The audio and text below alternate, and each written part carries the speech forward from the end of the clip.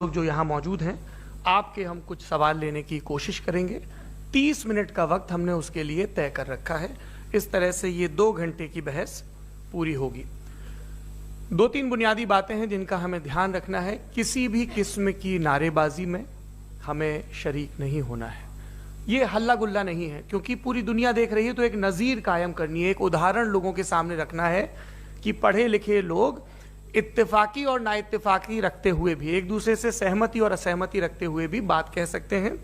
यहाँ पर मेरे जेएनयू के प्रोफेसर बैठे हैं, पुरुषोत्तम अग्रवाल जी, जिन्होंने हमें क्लास में सिखाया है कि सहमति का साहस और असहमति का विवेक, और इसका ठीक उलट भी, ये बड़ा ज़रूरी है। दूसरी बात, ये किसी एक धर्म के बारे में बहस नहीं है, ये बात सबको स्पष्ट होनी चाहिए। किसी धर्म को महान बताने या किसी धर्म को कमतर बताने की ये बहस नहीं है। तो यदि कोई इस उम्मीद से देख रहा है या यहाँ आया है, तो मैं आपको आश्वस्त करना चाहता हूं कि आपको नाउम्मीदी हाथ लगेगी। इस बहस में बहुत ज़्यादा धार्मिक प्रतीकों के इस्तेमाल को लेकर भी, ये दोनों लोग जो अभी आपको गंभीर दिख रहे हैं, भले लोग हैं, कल शाम को चाय पर मिले थे, बहुत हंसी मजाक भी इनके बीच हुआ था, और गलबैयाँ डालते हुए एक तस्वीर भी हुई थी। ये इस बात का प्रमाण है कि इंटरनेट पर जो हल्ला मचा हुआ है उसके मुकाबले ये दोनों लोग बहुत ही अच्छे शांत ढंग से बहस के लिए राजी हो गए हैं। ट्विटर की बात है, ट्विटर तक सीमित, एलन मस्क आजकल उसको एक्स कहते हैं। और अब इस बहस की शुरुआत, मैं इन विद्वानों का, हालांकि इनको परिचय की जरूरत नहीं, पर हो सकता है, हमें पत्रकारिता में सिखाया जाता है कि नेवर अज्यूम, विज्ञान भी यही कहता है। मुफ्ती शमाइल नदवी साहब इस्लामिक विद्वान, शिक्षाविद हैं, कोलकाता के वाहियान फाउंडेशन के संस्थापक हैं, लखनऊ की प्रतिष्ठित दारुल उलूम नदवतुल उलमा से ग्रेजुएशन किया है, सोशल मीडिया और सार्वजनिक मंचों पर अध्यापन और बौद्धिक कामों में सक्रिय हैं, और इस समय इंटरनेशनल इस्लामिक यूनिवर्सिटी मलेशिया से PhD कर रहे हैं। अच्छी बात यह है कि पढ़ाई के साथ साथ ट्रैवल ब्लॉग भी बनाते हैं। पेट्रोनास टावर के सामने का ब्लॉग हमने देखा। हमारे साथ जावेद अख्तर साहब हैं। जावेद अख्तर साहब कवि हैं, शायर हैं, गद्य भी लिखते हैं, फिल्मों के लिए संवाद लिखे हैं, गीत लिखे हैं। इससे इतर ये वैज्ञानिक सोच को लेकर या अपने डिक्लेयर्ड एथिज्म को लेकर भी मुखर रहते हैं और अपने तहीं रैशनैलिटी की बात करते हैं।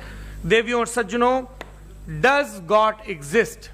इस सवाल का जवाब सब अपने अपने तहीं खोजने की कोशिश कर रहे हैं। कोई इसको गॉड डैम पार्टिकल की खोज बताता है, कोई गॉड पार्टिकल की खोज बताता है, कोई हिग्स बोसान की खोज बताता है, कोई ये सवाल जवाब तलाशने की कोशिश करता है कि मास एग्जिस्टेंस में आखिर आया कैसे, हुआ क्या था, सृष्टि के पहले, समय के पहले क्या था, और कोई ये कहता है कि ये सारी खोजें जिस मस्तिष्क में हो रही हैं प्रकृति के क्रम में, वो कैसे विकसित हुआ।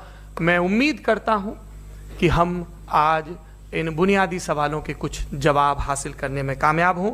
मैं सबसे पहले मंच पर आमंत्रित कर रहा हूं मुफ्ती शमाइल नदवी साहब को। आइए सर जी।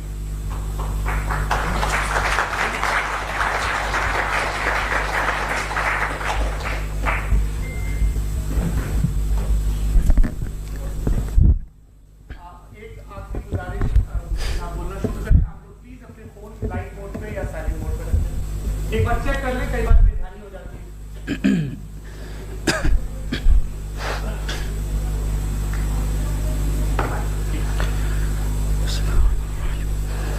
तमाम तारीफ़ें उस क्रिएटर के लिए जिसने इस यूनिवर्स को एक मकसद के तहत पैदा किया है। रिस्पेक्टेड जनाब जावेद अख्तर साहब, मिस्टर सौरभ द्विवेदी, और respected audience, thank you all for being here today. आज की डिबेट में चूंकि हम बात करने वाले हैं डज गॉड एग्जिस्ट के टॉपिक पर, तो ये एक ऐसा टॉपिक है जिसके मुताल्लिक कोई भी डिसीजन लेने के लिए अलग अलग स्टैंडर्ड्स हो सकते हैं। लिहाजा डिबेट के शुरू में ये ज़रूरी है कि हम ये जान लें कि आज के इस टॉपिक में कौन सा स्टैंडर्ड सही होगा और कौन सा गलत होगा।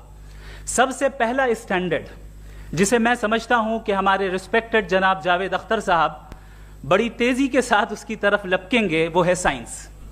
जबकि साइंस दर हकीकत खुदा के एग्जिस्टेंस को डायरेक्टली साबित करने या उसके एग्जिस्टेंस को डिनाई करने के लिए स्टैंडर्ड नहीं बन सकती। और उसकी वजह क्या है, ये मैं नहीं कह रहा, ये वो लोग कह रहे हैं जो साइंस के एक्सपर्ट्स हैं। नेशनल एकेडमी ऑफ साइंस कहती है science doesn't have the processes to prove और disprove the existence of God. Why?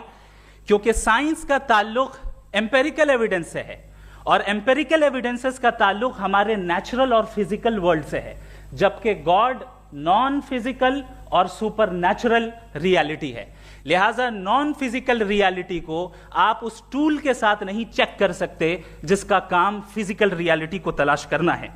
लिहाजा आज इस डिबेट में गॉड की एग्जिस्टेंस को साबित करने या उसे डिनाई करने में साइंटिफिक एविडेंस को एक्सेप्ट नहीं किया जाएगा। दूसरा स्टैंडर्ड हो सकता है रेविलेशन, कि रेविलेशन के जरिए हम यह साबित करें कि गॉड एग्जिस्ट करता है या नहीं। लेकिन यह स्टैंडर्ड भी आज इररेलेवेंट है। क्यों? क्योंकि रेविलेशन मेरे नजदीक सोर्स ऑफ नॉलेज है, वैलिड सोर्स ऑफ नॉलेज है, लेकिन हमारे जावेद अख्तर साहब के नजदीक ये वैलिड सोर्स ऑफ नॉलेज नहीं है। लिहाजा आज की डिबेट में मैं एक भी एविडेंस किसी भी मजहबी स्क्रिप्चर से नहीं दूंगा ताकि जावेद अख्तर साहब के लिए वो अनएक्सेप्टेबल ना हो। तीसरा जो मेयार हो सकता है वो है ऑब्जर्वेशन, कि भाई कोई कहे कि हमें खुदा दिखाओ, अगर है तो दिखाओ, या ये कि खुदा के एग्जिस्टेंस पर एम्पेरिकल एविडेंस दो, तो यह है दर हकीकत गलत टूल का इस्तेमाल करना। यह ऐसा ही है कि जावेद साहब मुझसे यह मुतालबा करें कि मुफ्ती साहब आप मेटल डिटेक्टर के जरिए प्लास्टिक डिटेक्ट करके दिखाएं। अब चूंकि प्लास्टिक डिटेक्ट नहीं हो पा रही है लिहाजा plastic does not exist. No, you are using the wrong tool. इस टूल से प्लास्टिक को डिटेक्ट नहीं किया जाता।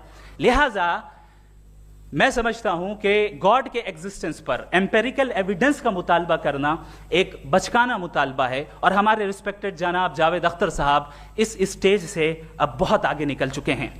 अब बचता है एक ही स्टैंडर्ड और वो स्टैंडर्ड है अक्ल, लॉजिक, रीजनिंग। और यही वो स्टैंडर्ड है जिसके तहत गॉड की एग्जिस्टेंस को साबित किया जाएगा या गॉड की एग्जिस्टेंस को डिनाई किया जाएगा।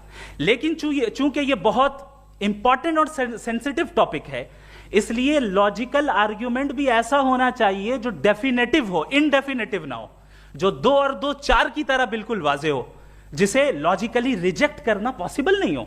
फॉर एग्जाम्पल हम कहें हमारे रिस्पेक्टेड मिस्टर सौरभ साहब, ये एक इंसान है और तमाम इंसान कॉन्शियस बीइंग है, लिहाजा नतीजा क्या निकला, हमारे सौरभ साहब भी कॉन्शियस बीइंग है। क्या ये इनडेफिनेट आर्ग्यूमेंट है या डेफिनेट आर्ग्यूमेंट है? ये डेफिनेट आर्ग्यूमेंट है।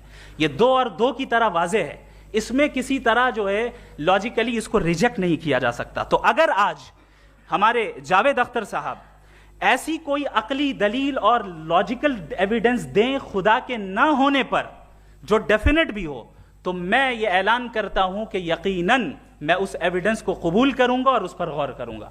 लेकिन साथ में यह भी ऐलान कर देता हूं प्रेडिक्शन के तौर पर कि ऐसा कोई डेफिनेट आर्ग्यूमेंट कोई नहीं पेश कर सकता। दलील हम देंगे और डेफिनेटिव दलील देंगे, लॉजिकल दलील देंगे, ऐसी दलील देंगे जो एंटायर एथिस्टिक वर्ल्ड उसे रेफ्यूट नहीं कर सकती। चलें अब हम एक एग्जाम्पल सोचते हैं, एक सिनेरियो, सिंपल सिनेरियो, तमाम ऑडियंस से गुजारिश है, हम और आप एक आइसोलेटेड आइलैंड पर हैं, ऐसा आइलैंड जहां पे हमसे पहले कोई कभी नहीं गया। चलते चलते आपके सामने अचानक आपने देखा एक पिंक कलर की बॉल पड़ी हुई है। सबसे पहला सवाल आपके जहन में क्या आएगा कि ये बॉल यहां क्यों आई, कैसे आई, ये पिंक कलर की ही क्यों है, कोई और कलर भी हो सकता था, ये इसी शेप में क्यों है, कोई और शेप भी हो सकता था। नेचुरली आप इस तरफ पहुंचेंगे कि कोई ना कोई है जिसने इन स्पेसिफिक प्रॉपर्टीज के साथ इस बॉल को बनाया है और यहां पे रखा है। चूंकि आप जानते हैं कि ये जो बॉल है इसका एग्जिस्ट करना जरूरी नहीं है, ये एग्जिस्ट कर भी सकती थी, नहीं भी कर सकती थी, और एग्जिस्ट करना ही था तो किसी और फॉर्म में करती, किसी और कलर में करती। अब आप इस बॉल को एक्सपैंड करते चले जाएं, एक्सपैंड करते चले जाएं, एक्सपैंड करते चले जाएं, यहां तक कि ये बॉल यूनिवर्स के साइज की हो जाए। बताइए कि क्या साइज के बढ़ जाने से सवाल बदल जाएगा? हरगिज नहीं बदलेगा।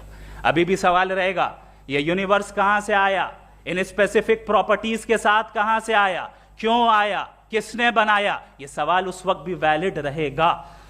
लेकिन यह सवाल अगर हम जनाब जावेद अख्तर साहब से करें तो चूंकि इनका वर्ल्ड व्यू एथिस्टिक है, और सिर्फ इनका नहीं, मतलब जितने भी एथिस्ट हैं और एथिस्टिक वर्ल्ड व्यू को रखने वाले से अगर आप ये सवाल करें कि ये यूनिवर्स कहां से आया, तो इनका जवाब या तो आर्ग्यूमेंट फ्रॉम इग्नोरेंस होगा या डॉगमेटिक होगा। या तो ये कहेंगे कि मुझे नहीं पता कि ये कहां से आया, लिहाजा गॉड डज नॉट एग्जिस्ट, ये आर्ग्यूमेंट फ्रॉम इग्नोरेंस है। या ये कहेंगे कि ये यूनिवर्स खुद ब खुद बन गया, इसका मतलब ये है कि उस बॉल को भी खुद ब खुद बन जाना चाहिए, लेकिन बॉल के ताल्लुक से ये एक्सप्लेनेशन एक्सेप्ट नहीं की जाएगी कि ये खुद ब खुद बन गई, लेकिन यूनिवर्स के ताल्लुक से कर दिया जाएगा। इसे हम दूसरे अल्फाज में डॉगमा भी कह सकते हैं।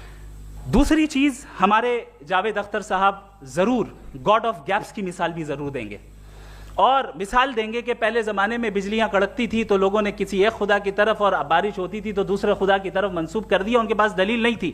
यह हमारा वर्ल्ड व्यू है ही नहीं, यह हमारा वर्ल्ड व्यू है ही नहीं, क्योंकि नेचुरल फिनोमेना के प्रोसेस की इंटरप्रिटेशन को जान लेने से यह कहां से साबित हो गया कि गॉड एग्जिस्ट नहीं करता है। इस पर मैं इंशाअल्लाह अभी आगे बात करूंगा। आप हजरात ये भी देखेंगे, और मैं ये एक्सपेक्ट करता हूं कि हमारे रिस्पेक्टेड जनाब जावेद अख्तर साहब जरूर इमोशनल आर्ग्यूमेंट्स भी देंगे, जो कि एक लॉजिकल फेलेसी है जब बात आती है ट्रुथ को डिसाइड करने में। क्यों?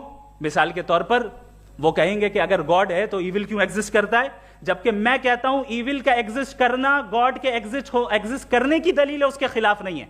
चूंकि अगर गॉड है तो हम सब उसके सामने अकाउंटेबल हैं, और अगर हम अकाउंटेबल हैं तो अकाउंटेबिलिटी के लिए ईविल का मौजूद होना जरूरी है, उसके बगैर हम अकाउंटेबल नहीं हो सकते। और अगर हम अकाउंटेबल नहीं हैं तो हम जनाब जावेद अख्तर साहब से पूछेंगे कि आप बताएं कि फिर सफरिंग इस दुनिया में क्यों है? अगर खुदा नहीं है तो सफरिंग क्यों है? और उन लोगों के जज्बे का क्या जिनके अंदर सफरिंग के बाद इंतकाम लेने का जज्बा पाया जाता है और वो इस दुनिया से ऐसे ही चले गए, क्या उनकी सारी तकलीफें बेकार चली जाएंगी? अब आ जाएं उसी एग्जाम्पल की तरफ कि बॉल, मुझसे अगर कोई पूछे इस बॉल को किसने बनाया और या इस एक्सपेंडेड बॉल को किसने बनाया, मैं कहूंगा कि चूंकि ये यूनिवर्स और इस यूनिवर्स की तमाम चीजें कॉन्टिंजेंट हैं। कॉन्टिंजेंट होने का मतलब ये होता है कि जो अपने एग्जिस्टेंस पे किसी के ऊपर डिपेंड करती हो, तो जाहिर है ये यूनिवर्स कॉन्टिंजेंट है। और अगर कोई चीज कॉन्टिंजेंट नहीं है तो मैं रिक्वेस्ट करूंगा कि मुझे दिखा दें कि कौन सी चीज यूनिवर्स में कॉन्टिंजेंट नहीं है, हम भी जरा गौर कर लें और हम भी देख लें। और जब कॉन्टिंजेंट चीजें मौजूद हैं तो फिलोसोफर्स की इस्तिलाह के मुताबिक, हम उस टर्मिनोलॉजी के मुताबिक हम उस जगह तक पहुंचते हैं और उस हस्ती तक पहुंचते हैं जिसे नेसेसरी बीइंग कहा जाता है, कि ये वो नेसेसरी बीइंग है जिसका मौजूद ना होना नामुमकिन हो। क्योंकि अगर ये मौजूद ना हो तो सारी चीजें एग्जिस्टेंस में आएंगी ही नहीं, और ये सारी कॉन्टिंजेंट चीजें उसी के ऊपर डिपेंड करती हैं। अब अगर आप ये सवाल करते हैं कि फिर उस हस्ती को किसने बनाया, फिर उसका कॉज क्या है, फिर उसका कॉज क्या है, फिर उसका कॉज क्या है, और एंडलेसली चले जाएं, इसे हम कहते हैं इन्फिनिट रिग्रेस ऑफ कॉजेस, जो कि लॉजिकल फेलेसी है। कॉन्सेप्चुअली इंफिनिटी पॉसिबल है। मिसाल के तौर पे न्यूमेरिकल्स 1 2 3 गिनते चले जाएं, इन्फिनिट नंबर्स हैं। मैं कॉन्सेप्चुअली बात नहीं कर रहा, प्रैक्टिकली रियलिटी में साबित करके दिखाएं कि infinite regress of causes possible है या नहीं। अगर पॉसिबल है तो हम मान लेंगे, मिसाल दे दें, और पॉसिबल नहीं है तो एक ही ऑप्शन बचता है जिसे हम कहते हैं नेसेसरी बीइंग। ऐसी नेसेसरी बीइंग जो इंडिपेंडेंट है, क्योंकि अगर वो डिपेंडेंट हुई तो वो नेसेसरी नहीं रहेगी। ऐसी इंडिपेंडेंट बीइंग जो इटर्नल है, अगर वो इटर्नल नहीं होगी, उसकी बिगिनिंग होगी तो वो खुद कॉन्टिंजेंट है। ऐसी बीइंग जो पावरफुल है, क्योंकि कॉन्टिंजेंट को एक्चुअलाइज करने के लिए पावर चाहिए। ऐसी बीइंग जो इंटेलिजेंट है और नॉलेजेबल है, क्योंकि ये यूनिवर्स स्पेसिफिक फॉर्म और स्पेसिफिक लॉज ऑफ नेचर के तहत प्रिसाइजली चल रहा है। Thank you. थैंक यू मुफ्ती साहब। मैं इन दलीलों के बाद जावेद अख्तर साहब से गुजारिश करूंगा, आप बैठ के बोलना चाहेंगे या वहां? जी।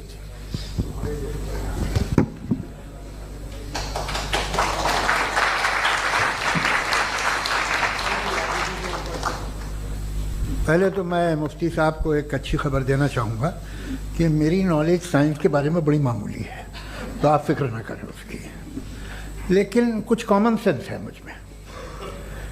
देखिए, ये खुदा का तस्वुर कोई नया तस्वुर नहीं है, ये सदियों से रहा है। ये कुछ रिलीजन 3000 साल पुराने होंगे, 4000 साल पुराने होंगे, लेकिन इंसान कोई 10,000 12,000 साल से एग्जिस्ट करता है होमो सेपियन की शक्ल में, और हमेशा कुछ ना कुछ मजहब रहे। ये मज़हब जाहिलों के नहीं थे, ये मज़हब एक ऐसी ग्रीक सोसाइटी के थे जहाँ बड़े बड़े फिलोसफर्स पैदा हुए। ये मज़हब इजिप्शियंस के थे जिन्होंने पिरामिड्स बनाए थे। ये रोमन्स के थे कि जिनका आर्किटेक्चर और सेनेट यानी पहली बुनियाद डेमोक्रेसी की लिमिटेड थी मगर डेमोक्रेसी थी, ये उन लोगों ने किए थे। तो इनका जो जुपिटर था, रा था, ज़्यूस था, उन्हें उस पर इतना ही एतमाद था जितना आज किसी मजहबी आदमी को अपने खुदा पे होगा। क्रिश्चियनिटी आने से पहले यूरोप में एक मज़हब था जर्मेनिक रिलीजन। उसका एक खुदा था, उसकी एक बीवी थी, उसके 2 बेटे थे, एक बेटी थी। फिर जर्मनी में जब यूरोप में क्रिश्चियनिटी आई तो वो खुदा, उसकी बीवी और पूरे ख़ानदान चला गया। तो हमने, अगर हम हिस्ट्री देखें तो खुदा जो है वो ज़्यादातर फ़नी है, वो हमेशा रहे नहीं। और वो जो लोग इन्हें मानते थे उनको आप कहें वो तो जाहिल थे, उन्हें तो कुछ पता ही नहीं था, ऐसा नहीं है। वो अपने वक्त में बड़े काबिल लोग थे और अपने वक्त में उन्होंने बड़े बड़े काम किए हैं, फिलोसफर्स थे, साइंटिस्ट थे। लेकिन उनका मज़हब कहाँ गया, उनके खुदा कहाँ गए? आज जो खुदा हैं दुनिया में लोग उन्हें मानते हैं। आपको क्या मालूम कि कितने बरसों के बाद क्या होने वाला है? हम यूरोप में देखते हैं तो चर्च खाली हैं। तो वक्त के साथ चीज़ें बदलती हैं। जहाँ तक इसका ताल्लुक़ है मज़हबों का, हर मज़हब आपसे एक चीज़ मांगता है, फेथ। ये फेथ क्या चीज़ होती है? What is the difference between faith and belief? ये तो बहुत ही अहमकाना बात होगी कि कोई आदमी कहे साहब अगर खुदा है तो मुझे दिखाइए। ये तो जाहिलाना बात हुई। मैंने तो नॉर्थ पोल नहीं देखा है मगर मैं मानता हूँ कि नॉर्थ पोल है। मैं क्यों मानता हूँ? इसलिए कि अगर ये दुनिया राउंड है तो उसका कोई टॉप होगा। कुछ लोग हैं जो वहाँ गए भी हैं, कॉमन सेंस कहता है कि ऐसा होगा, सबूत है, गवाह है, रीज़न है। तो ये मेरा फेथ नहीं है। तो फेथ में और बिलीफ में डिफरेंस क्या है? जो मजहब मांगता है आपसे, हर मजहब फेथ मांगता है। फेथ का मतलब ये है कि ना कोई गवाह हो, ना कोई सबूत हो, ना कोई रैशनल हो, ना कोई लॉजिक हो, ना कोई प्रूफ हो, मगर तुम एक बात को मानो। ये है फेथ। वरना बिलीफ होता। अगर इसमें कुछ भी सबूत होते, गवाह होते, तो फिर इसे आप बिलीफ कहते हैं। जैसे मेरा बिलीफ है कि नॉर्थ पोल है, मेरा फेथ थोड़ी है। फेथ इन तमाम शर्तों को रद्द करता है। तो फिर स्टुपिडिटी क्या है? अगर मैं एक बात ऐसी मानूं जिसकी ना कोई लॉजिक है, ना कोई रैशनल है, ना कोई प्रूफ है, ना कोई गवाह है, ना कोई सबूत है, और मैं उसे मानूं, तो ये स्टुपिडिटी हुई। इसे ही भाई कल को मैं यकीन कर लूँ कि एलॉन मस्क जो है मेरा भाई है तो मुझे इंतहाई खुशी होगी, सुकून भी बहुत मिलेगा मुझे। लेकिन और कहे भाई क्यों मानते हो, क्या सबूत है? भाई वो तो अमेरिकन है और तुम तो इंडियन हो, वो तो नस्ल अलग है, तुम्हें कभी मिले भी नहीं। साहब देखिए मेरा फेथ है, इस पर बात न किया। फेथ का मतलब ही यह है कि आप प्रूव नहीं कर सकते। अगर आप प्रूव कर सकते हो तो फेथ की ज़रूरत ही नहीं, फिर तो आप बात करेंगे, आप कितनी बहस कर लीजिए। अल्टीमेटली दुनिया का हर मजहब फेथ पे टिका है, और फेथ का मतलब है एक ऐसा यकीन जिसका कोई सबूत, कोई गवाह, कोई रैशनल नहीं। अब आप ये कहें, क्या आप ये क्यों कह रहे हैं कि साहब ये कायनात किसने बनाई? कमाल ये है कि आपने बताया कि एक आइलैंड पे गए और एक बॉल देखी। आपने ये नहीं कहा कि आइलैंड किसने बनाया, आपको सिर्फ बॉल पे हैरत हुई। हमने आइलैंड पे हमने हैरत नहीं की, होते हैं आइलैंड। इसी तरह ये आइलैंड है, सितारे, ये गैलेक्सीज, ये सब आइलैंड हैं खला में। हम उन्हें टेकन फॉर ग्रांटेड लेते हैं, हम पूछते नहीं किसने बनाए। आपने जजीरे के बारे में भी नहीं पूछा है। मेरी पैदाइश कैसे हुई? क्या मैं प्लान्ड पैदा हुआ था? I was plan to be born, या एक लकी स्पर्म था जो किसी एक से चिपक गया? मेरी पैदाइश रैंडम है। रैंडम। और इंसाफ जिसे आप कहते हैं, इंसाफ का तो नेचर से कोई वास्ता ही नहीं है।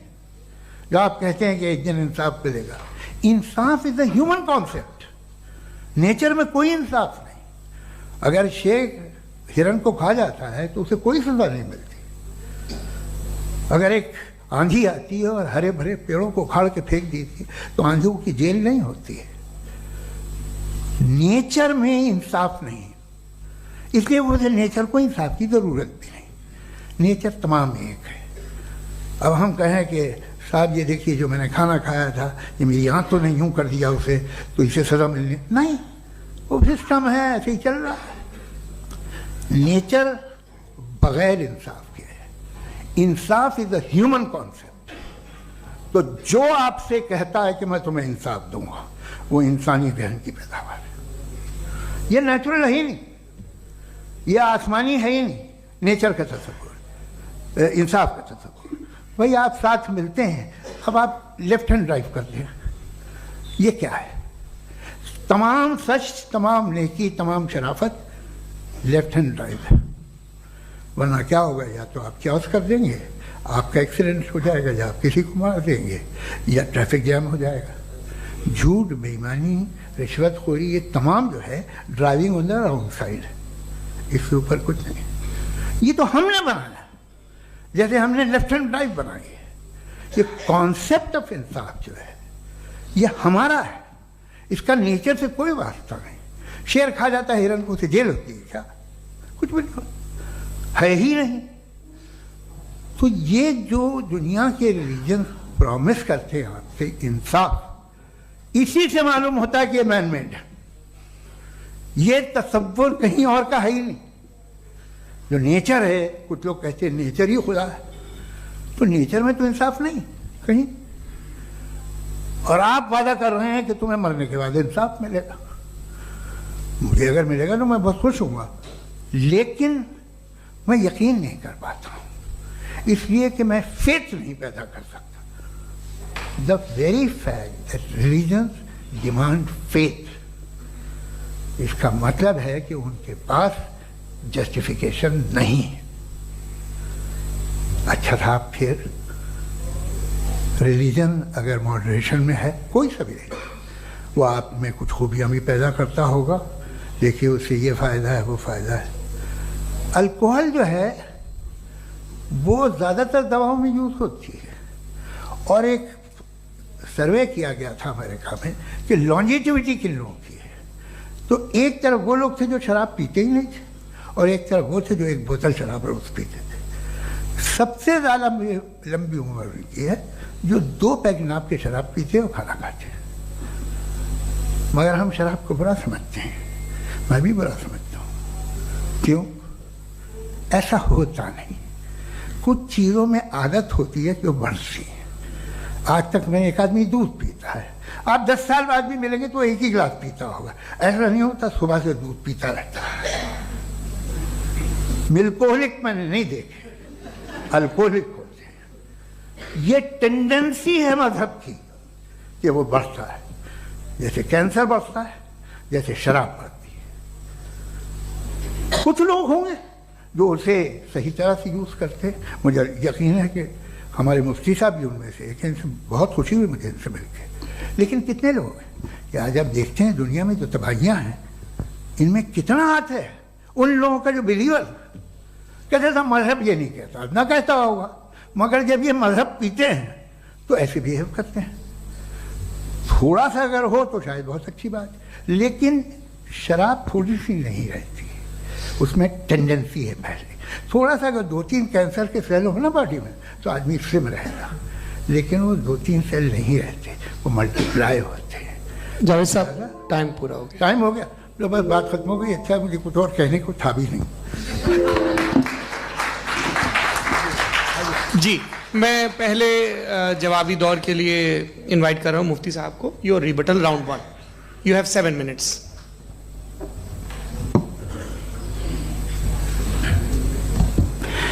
Thank you very much Javed साहब। आपकी बात को सुनकर बड़े महजूज हुए हम लोग। महजूज, do you understand? We enjoyed. Okay, अब थोड़ा सा लॉजिकली उसको हम लोग ये देखते हैं। दरअसल हम लोगों ने कल गुजारिश की थी मुफ्ती साहब से भी, जावेद साहब से भी, कि हिंदुस्तानी ज़बान आम फहम सबको समझ में आ जाए और जहां कहीं आप मुश्किल शब्द इस्तेमाल करें वहां बताते भी चलें। Thank you. तो सबसे पहले हमारे रिस्पेक्टेड जावेद साहब ने हवाला दिया कि खुदा फानी है, कितने मजहब आगे चले गए, किसी ने जुपिटर को खुदा माना, किसी ने किसी को माना। मैं कहता हूं जिसने कॉन्टिंजेंट चीज को खुदा माना, गलत माना, वो खुदा ही नहीं, वो खुदा ही नहीं है। हम तो नेसेसरी बीइंग को साबित करने बैठे हैं, वो नेसेसरी कॉज जो इटरनल है, जो अबदी भी है और अजली भी है, हम किसी और को साबित करने नहीं बैठे। दूसरी चीज उन्होंने कहा कि फेथ एंड बिलीफ, ये एक ऐसी डेफिनेशन है फेथ की जो इन्होंने पहली मर्तबा पेश की है, या माफ कीजिएगा इन्होंने पहली मर्तबा पेश नहीं की है, रिचर्ड डॉकिंस ने पहली मर्तबा पेश की है। मुझे मालूम है ये सोर्स कहां से है। एपिस्टेमोलॉजिकली फेथ और बिलीफ का फर्क आप इस तरह नहीं कर सकते सर। फेथ सही भी होता है, गलत भी होता है, बिलीफ सही भी होता है, गलत भी होता है। जो लॉजिक, रीजन और एविडेंस से बैक्ड होगा वो फेथ सही होगा। और आप जिस फेथ की बात कर रहे हैं कि इलॉजिकल है और उसके पीछे नहीं है, तो we are on the same page.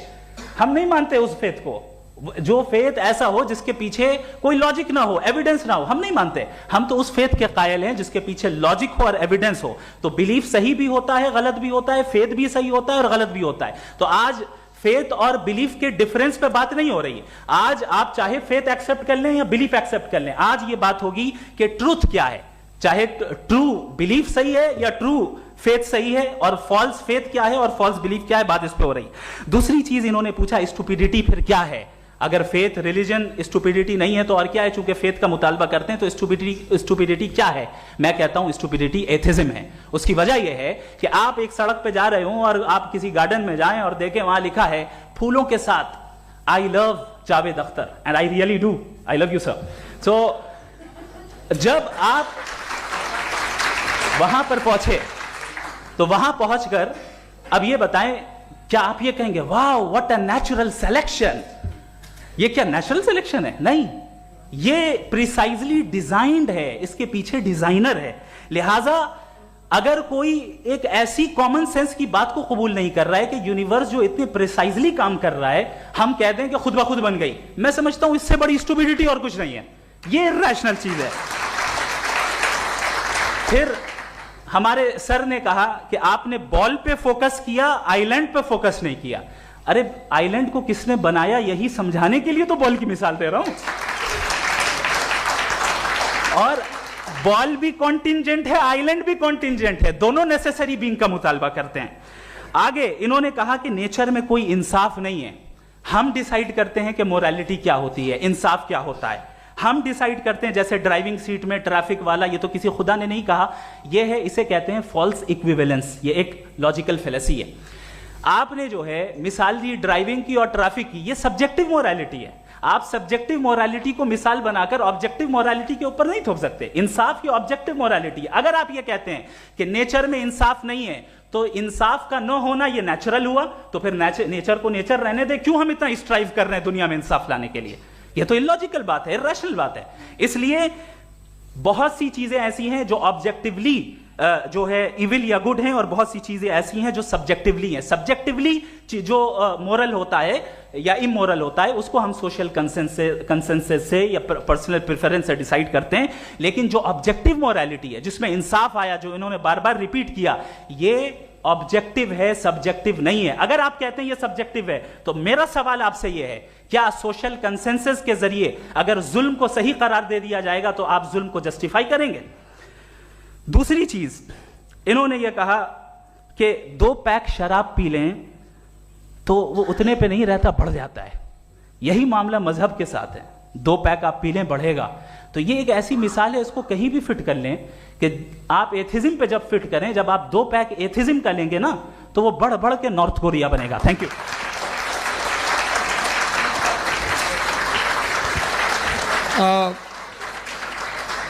First round के रिबटल के लिए मैं जावेद साहब को इनवाइट कर रहा हूं। आपके पास 7 मिनट का वक्त है, रीसेट कर दीजिएगा प्लीज। मुझे इस बात की खुशी है कि मुफ्ती साहब ने भी मान लिया कि नेचर में कोई इंसाफ नहीं है। तो कोई भी चीज़ जो इंसान ने नहीं बनाई है उसमें इंसाफ नहीं होता है। एक बात मैं आपसे अर्ज करूं, जरा पता लगा लीजिएगा, ये जो आप बाग में जाते हैं बेहद खूबसूरत फूल देखते हैं ना, इनमें से कोई नेचुरल नहीं है। ये सारे फूल क्रॉस करके बनाए गए हैं। जो जंगल में फूल होते हैं निहायत मामूली होते हैं, ये फूल इंसानों ने बनाए हैं। जो आप बाग में देख के वाह वाह कहते हैं, ये इंसानों के बनाए हुए हैं। डिफरेंट फूलों को क्रॉस करके, डेवलप करके, फिर क्रॉस करके इस तरह से बनाए गए। नेचुरल फ्लावर नहीं। किसी जंगल वीरान में जाके आप गुलाब के फूल नहीं देखेंगे। ये सब बनाए हुए इंसान ने, बहुत से काम इंसान ने किए हैं। बाकी है कि आपने मेरी एक बात का जवाब नहीं दिया, जिससे मुझे शिकायत है कि फेथ क्या है और आप फेथ मांगते क्यों हैं मुझसे? आप तो लॉजिकल हैं, आपके पास तो सारे रैशनल्स हैं, आपके पास सारे सबूत हैं, तो आपको फेथ की डिमांड क्यों करते हैं कि भाई तुम सरेंडर कर दो और सवाल मत करो? कोई मजहब सारे सवाल करने की इजाजत नहीं देता है और मना करता है कि दादा सवाल ना करो, बह जाओगे तुम। आप क्यों रोकते हैं? हकीकत यह है कि इंसानी तारीख क्या है। इंसानी तारीख ये है कि दुनिया में दो तरह के लोग हुए हैं। एक वो जिन्होंने अपनी लाइल्मी की परस्तिश की है, दूसरे वो जिन्होंने अपनी इग्नोरेंस या लाइल्मी से झगड़ा किया है और मालूम किया है कि क्या है। ये जो आप कह रहे हैं, आज आप हैरान हैं कि भाई ये यूनिवर्स कैसे बनी। लोग हैरान थे कि सूरज डूबता है तो इधर से कैसे निकलता है। और आप एक कदम जाके हमेशा का मानने को तैयार है, एक कदम पीछे ही मान जाइए। भाई आप इसके बाद जाते हो, कहते सवाल ना करना कि ये कहाँ से आया, ये पावर तो हमेशा से हमेशा रहेगी। तो आप यूनिवर्स के बारे में मानने में क्या तकलीफ है? एक कदम पहले रुक जाइए। ये हमेशा से थी या नहीं थी, हमें मालूम नहीं है।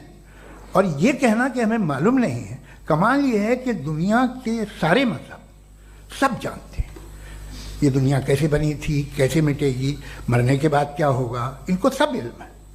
इनको किसी को डायनासोर होते थे पहले ये नहीं पता था, किसी को नहीं पता। किसी भी दुनिया की मजहबी किताब में डायनासोर का जिक्र नहीं है। लेकिन बाकी सब बातें, how to make universe in 4 easy lessons and बाकी सब पता है। जिसको सब पता है वो गड़बड़ है। हम में ये इंकिसार, ये ह्यूमिलिटी होनी चाहिए कि हम ये कहें कि हमें ये बहुत सारी बातें नहीं मालूम, लेकिन हम उनकी परस्तिश न करें, अपनी लाइल्मी को की परस्तिश न करें, हम उसे पता लगाने की कोशिश करें। जिस दुनिया में आप बैठे हैं सर, ये हॉल जो है, ये इलेक्ट्रिसिटी जो है, ये माइक जो है, जिस हवाई जहाज से आप आए थे, वो जिस कार से आप यहाँ आए हैं, ये सब उन लोगों की बनाई हुई है जिन्होंने सवाल किए थे। ये दुनिया जिसमें आप आज आराम से हैं, ये उन लोगों की बनाई है कि जिन्होंने सवाल किए थे। और हर स्टेज पे इन सवालों को मकरूह कहा गया था, गलत कहा गया था। आप जरा तारीख पढ़िए, एक बड़ी दिलचस्प किताब है बर्ट्रैंड रसेल की, जिसमें उसने रिलीजन एंड साइंस कि कब से रिलीजन जो है साइंस के अगेंस्ट है। और हद तो यह है कि भाप के इंजन के खिलाफ थे, स्टीम इंजन के भी खिलाफ थे, और फतवे हुए उन पर, वेटिकन ने दिए। तो ये हमेशा, अभी जैसे ही ये राइट विंगर आते हैं अमेरिका में पावर में, तो वो जो अपना ये क्या बोलते हैं उसे, सीड क्या बोलते हैं, सीड क्या जो, हाँ नहीं सीड जो होते हैं जिन पे जी नहीं भाई, वो जो ह्यूमन बॉडी के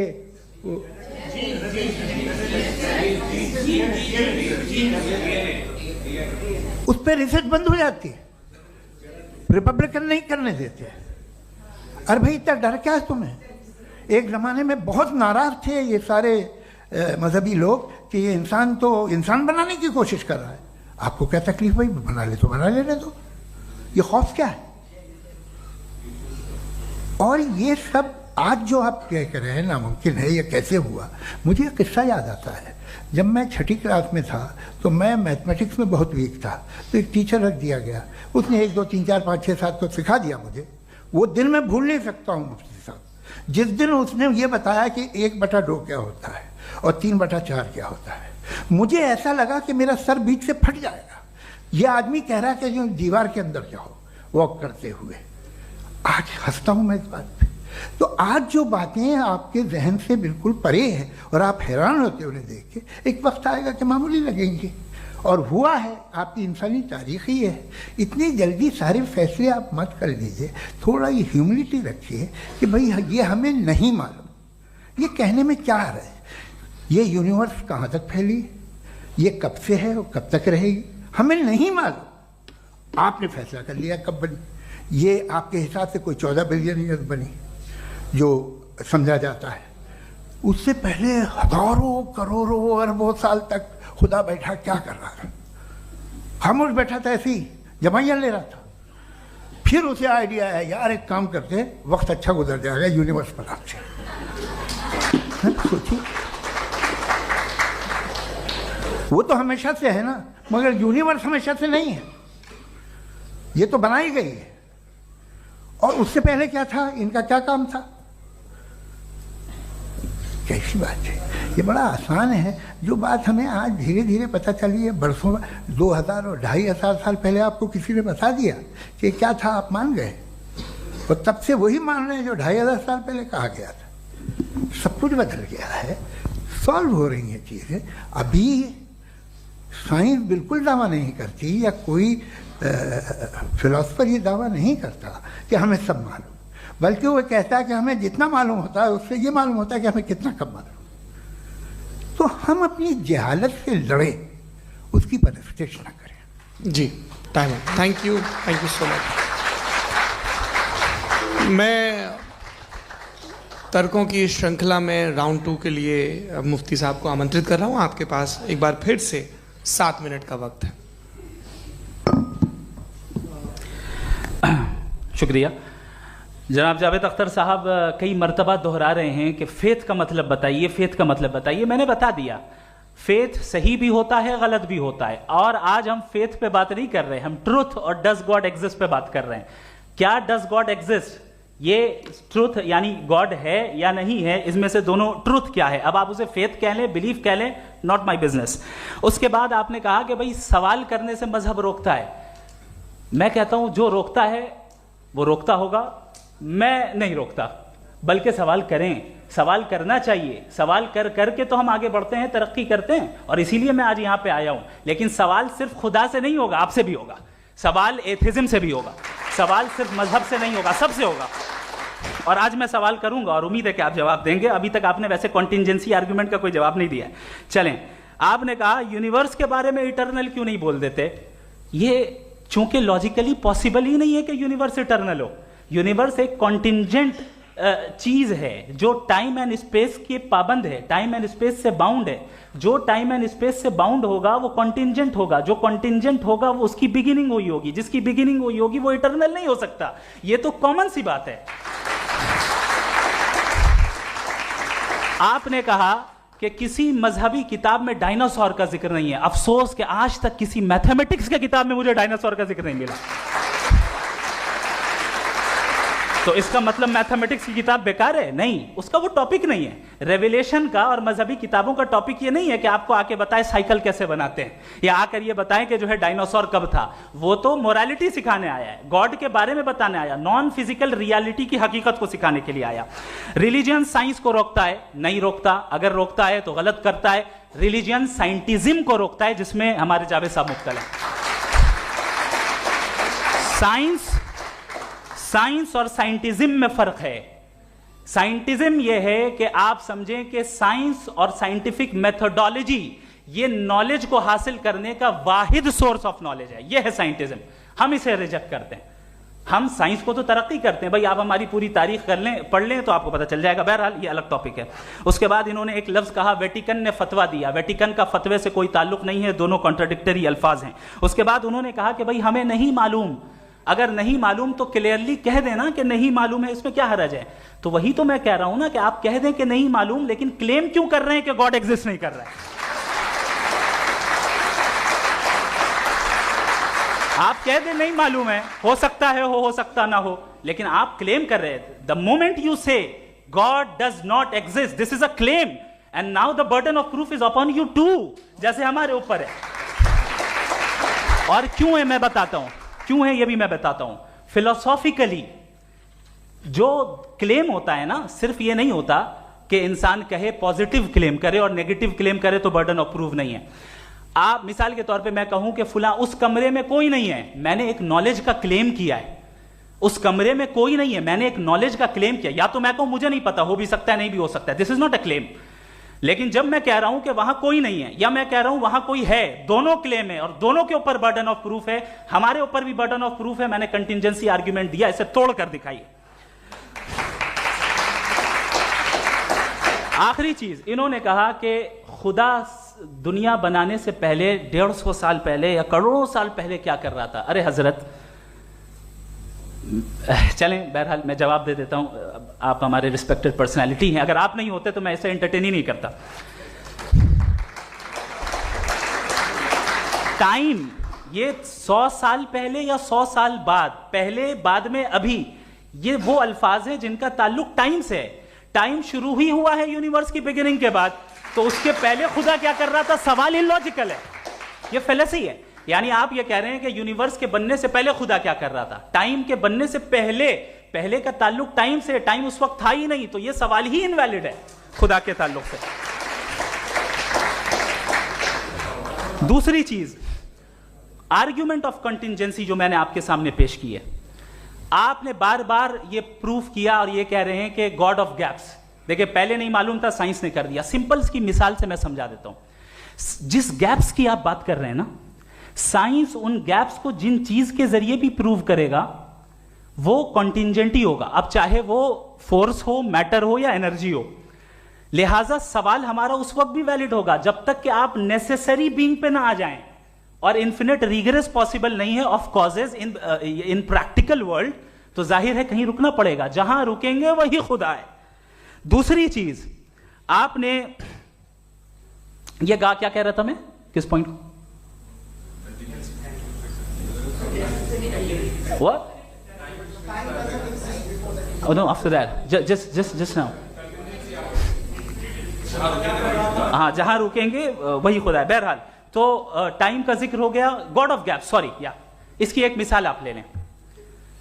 एक कार है, एक साहब ने देखा कि भाई कार जो है उसके व्हील्स कितने अच्छे लगे हुए हैं, सही जगह पे, स्टीयरिंग जो है कितने अच्छे जगह पे लगी हुई है, और सीट्स कितने वेल डिजाइंड है, कितनी प्रिसाइजली ये कार काम कर रही है, तो जरूर कोई ना कोई इसे क्रिएट किया है, किसी ने क्रिएट किया है। अब जावेद साहब आए और कहे अरे जनाब बोनेट खोलिए, इसमें इंजन है, इंजन इस कार को चला रहा है, hence prove no one has created the car. This is illogical, this is irrational. आपने इंजन के जरिए उस गैप को तो साबित किया, लेकिन क्या उससे कार की जो क्रिएशन है और उसका जो क्रिएटर है ये इम्पॉसिबल हो जाए, ऐसा पॉसिबल है? उसका सवाल खत्म हो जाए, ऐसा पॉसिबल है? नहीं।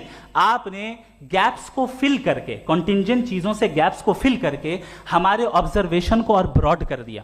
अब हमें और पता चल गया कि ये जो कार है इसका सिस्टम कितना ज्यादा कॉम्प्लेक्स है। पहले कम समझते थे, अब कॉम्प्लेक्सिटी और ज्यादा वाजे हो गई। अब हमें समझ में आ रहा है कि हमारी सर्टेनिटी और बढ़ गई कि जरूर इस कार को किसी ना किसी ने बनाया। यही मामला यूनिवर्स का है। साइंस हमेशा फिजिकल वर्ल्ड की चीजों को ही फिल करती जाएगी और फिजिकल चीजों से ही करती जाएगी, चूंकि एम्पेरिकल एविडेंस का ताल्लुक फिजिकल वर्ल्ड से है। आप साइंस के जरिए मेटाफिजिकल रियलिटी को कभी साबित नहीं कर सकते। ये रॉन्ग टूल का इस्तेमाल करना है। ये वही काम है कि आप मेटल डिटेक्टर से प्लास्टिक डिटेक्टर करने चलें, जो कि जाहिर है सही नहीं है। Thank you.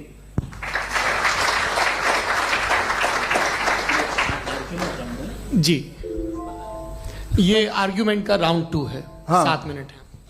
पहले तो मैं आपसे अर्ज करूं कि आपने कहा कि जब कायनात ही नहीं थी तो वक्त भी नहीं था, कुछ भी नहीं था। कैसे नहीं था? खुदा था। एक एग्जिस्टेंस तो था ना खुदा का। तो जब खुदा था तो वक्त भी होगा। ऐसा नहीं कि कुछ भी नहीं था, खुदा था। अच्छा, बाकी एक आपने कहा साहब आप साबित कीजिए, आपके पास भी लॉजिक है या मेरे पास भी लॉजिक है। आप मेरा जिम्मेदारी नहीं है साबित करना कि खुदा है। बर्ट्रैंड रसल ने बड़ी अच्छी बात कही। बर्ट्रैंड रसल ने बड़ी अच्छी बात कही। मैं आपसे अगर ये दावा करूं कि एक चाय की केतली मरीख के चारों तरफ घूम रही है, मार्स के चारों तरफ, तो यह आपका काम नहीं है कि आप साबित करें कि कोई चाय की केतली नहीं है। ये मेरा काम है, मैंने दावा किया है। ये दावा तो मजहबी लोग करते हैं कि खुदा है, मैं क्यों साबित करूं कि नहीं है? जब तक आप मुझे कन्विंस नहीं कर देंगे मैं नहीं मानूंगा। आपकी जिम्मेदारी है, मेरी जिम्मेदारी नहीं है। दोयम ये कि ये जो आप कह रहे हैं, जो गैप्स हैं, ये गैप जब जब किसी मजहब को चैलेंज करते हैं, जब ऐसा कोई बात आती है तो हंगामा हो जाता है कि जब वो चैलेंज करें किसी फेथ को। ये तमाम साइंस जो है इसे मुख्तलिफ जगहों पे मुख्तलिफ वक्तों में मजहब ने रोकने की कोशिश की है। ये किताब है religion and science Burton Russell की, पढ़िएगा, अच्छी लगेगी आपको। तारीख ही है साइंस, मजहब की साइंस से उसका यही रिश्ता है। अच्छा, अब ये हम सोचें कि बहरहाल ये वजूद जो है मजहब और ये बिलीव इन गॉड इंसान को बेहतर बना देता है, तो एक काम कीजिए, हिंदुस्तान वर्ल्ड का नक्शा लीजिए और मार्क कीजिए कि रिलीजन कहाँ कहाँ ज़्यादा है, कहाँ कहाँ, चाहे वो लैटिन अमेरिका हो या मिडल ईस्ट हो या फार ईस्ट हो या हिंदुस्तान के वो इलाके जहाँ मजहबियत ज़्यादा है। रख दीजिए नक्शा अलग। अब दूसरा नक्शा कि कहाँ कहाँ नाइंसाफ़ी, रिप्रेशन, औरतों के हुकूक की पामाली, जुल्म, डिक्टेटरशिप कहाँ है, नक्शा एक ही होगा। तो आप मुझे बताएं कि जो इसका तरकीब इस्तेमाल क्या है, खुदा का तरकीब इस्तेमाल तो बताइए। आप छोटी सी दवा सड़क पे बेचते हैं, उसकी भी तरकीब इस्तेमाल बताते हैं। इसके इस्तेमाल से तो फायदा नहीं हुआ किसी को। जो सारे के सारे खराब मुल्क हैं, खराब समाज है, वो सारे जुल्म खुदा के नाम पे करते हैं। वो गलत करते हैं, सही करते हैं, मुझे क्या लेना देना उससे। इस्तेमाल से मालूम होता ना।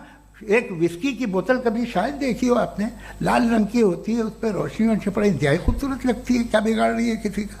उसका इस्तेमाल गलत है, इसलिए आप उसे नापसंद करते हैं। इसका इस्तेमाल गलत है, इस तसव्वुर का इस्तेमाल ही गलत है और हमेशा से गलत हुआ है।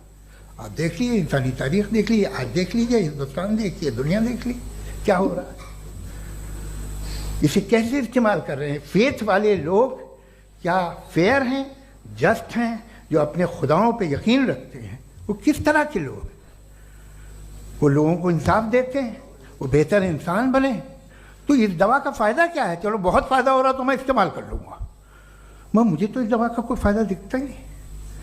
मुझे तो ऐसा लगता, मैं एक और बात बताऊँ, अगर कोई आदमी मजहबी है और अच्छा आदमी है तो मैं उसकी बहुत इज्जत करता हूँ, इसलिए कि मेरा ख्याल है मजहबी आदमी का अच्छा होना मुझसे अच्छा होने से ज़्यादा मुश्किल है। भाई हर चीज़ की एक लिमिट है। आप इतना भाग सकते हैं, इतना नहीं भाग सकते, इतना वजन उठा सकते, इतना नहीं उठा सकते, इतना दूर देख सकते हैं, इतना दूर नहीं देख सकते। उसी तरह कॉमन सेंस कहता है कि आप में नेकी का भी एक कोटा होगा।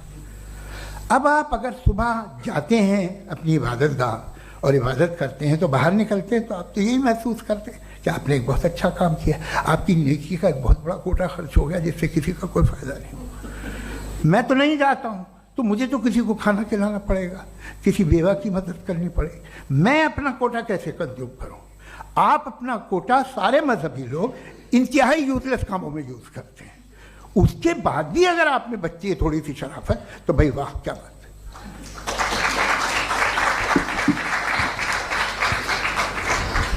एक तो मुझे ये बात बहुत अच्छी लग रही है कि दोनों ही विद्वान समय को मानते हैं और बहुत समय से अपनी दलीलें और बाज़ दफ़ा समय से पहले अपनी तकरीरें पूरी करके अपनी अपनी कुर्सी पर बैठ रहे हैं।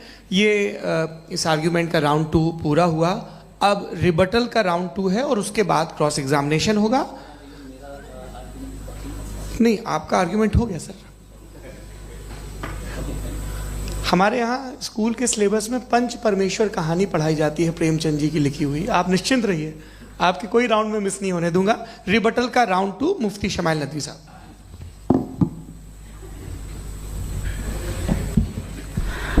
असल में जो हकीकी प्रॉब्लम है, असल प्रॉब्लम है, वो ये है कि जावेद साहब के पास कॉन्सेप्ट ऑफ गॉड क्लियर नहीं है। इन्होंने कहा कि कायनात से पहले खुदा तो था, तब भी तो टाइम होगा। ये टाइम कायनात का हिस्सा है। हम खुदा, उस खुदा को मानते हैं, नेसेसरी बीइंग का टाइमलेस होना जरूरी है, चूंकि वो टाइम का क्रिएटर है। जब उसने टाइम को क्रिएट किया तो वो खुद टाइम पे कैसे होगा? उसने जब स्पेस को क्रिएट किया तो खुद स्पेस में कैसे होगा? अगर वो टाइम एंड स्पेस को पहले से ही उसका पाबंद है तो फिर किस चीज को उसने क्रिएट किया? लिहाजा ये सवाल गलत है कि खुदा था तो टाइम होगा, बिल्कुल नहीं। टाइम के पाबंद हम हैं, खुदा नहीं है। हम फिजिकल वर्ल्ड से ताल्लुक रखते हैं, वो मेटाफिजिकल रियलिटी है। दूसरी चीज इन्होंने मिसाल दी कि चाय की केतली हवा में घूम रही होगी, और पता नहीं शायद वो बर्टन रसल का उन्होंने हवाला दिया। बहरहाल यही प्रॉब्लम है। प्रॉब्लम यही है कि हम चीजों के दरमियान डिफरेंशिएट नहीं कर पाते हैं। ये जो आपने मिसाल दी ये इमेजिनेशन है, और मैं जो साबित कर रहा हूं वो लॉजिकल नेसेसिटी है। आप इमेजिन करने आए तो कुछ भी करें, जुपिटर में पिंक एलिफेंट होगा, यूनिकॉर्न होगा, करें, उससे कायनात पे क्या फर्क पड़ता है? उससे आप लॉजिकल नेसेसिटी साबित नहीं कर सकते। मैं तो उस प्राइम कॉज की बात कर रहा हूं, उस नेसेसरी बीइंग की बात कर रहा हूं जिसके बगैर इस कायनात का एग्जिस्टेंस मुमकिन नहीं है। दूसरी चीज, मजहब को साइंस चैलेंज करती है वगैरह वगैरह, ये हमारा टॉपिक ही नहीं है। मैं इस पर बात करूंगा तो फिर मेरा वक्त चला जाएगा। मजहब के ऊपर चूंकि हमारी डिस्कशन नहीं है, साइंस को मजहब और बिलखुसूस मैं और हमारा वर्ल्ड व्यू कम अज कम साइंस को पीछे नहीं करता है, साइंटिज्म की मजम्मत करता है। इसकी वजाहत मैंने पहले कर दी। दूसरी चीज इन्होंने कहा वर्ल्ड का नक्शा लीजिए, वर्ल्ड मैप लीजिए, दो अलग अलग जगह की। हजरत, मैंने ये होमवर्क किया था और मैंने मिडिल ईस्ट का एक नक्शा लिया और यूरोप का एक नक्शा लिया, ये मजहबी इलाका और ये लिबरल और एथीस्ट इलाका। मुझे पता चला कि सबसे ज्यादा रेप केसेस जो हैं वहां पर है।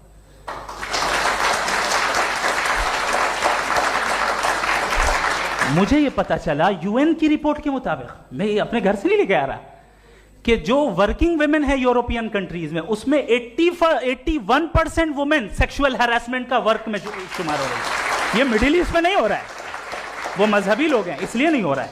दूसरी चीज, आपने ये कहा कि मजहबी आदमी का अच्छा होना हमारे अच्छे होने से बहुत मुश्किल है, बहुत मुश्किल है। तो इसका मतलब यह है कि गॉड के अलावा आपके पास अच्छे और बुरे का कोई स्टैंडर्ड है। मैं चाहूंगा कि कन्वर्सेशनल स्टाइल वाली डिस्कशन और सेगमेंट पे इसी पे बात कर लेते हैं। Thank you very much.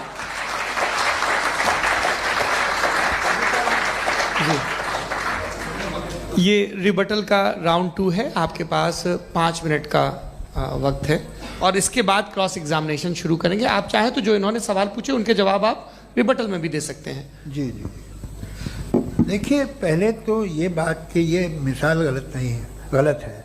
इन्होंने पहले ही हमको डिसार्म कर दिया। कल अकल से मामला सॉल्व नहीं हो सकता, लॉजिक से आप पहुंच नहीं सकते। ये एक मेटाफिजिकल चीज़ है। मेटाफिजिकल अजीब सा लफ्ज़ है, ठीक से किसी को माने नहीं मालूम इसके, तो ऐसा लगता है कुछ बड़ी चीज़ है। अरे भाई क्या होता है मेटाफिजिकल, बताओ, खड़ी हो। ये एक लफ्ज़ है जो कहीं भी इस्तेमाल हो जाता है। जब आप एक बात कर रहे हैं और आप मुझसे बहस कर रहे हैं तो मुझे मेटाफिजिकल मत बताइए, आप लॉजिकली मुझे प्रूव किए। और अगर लॉजिकली आप नहीं बात करते साहब ये मेटाफिजिकल है, तो फिर हम आप बात क्या कर रहे हैं?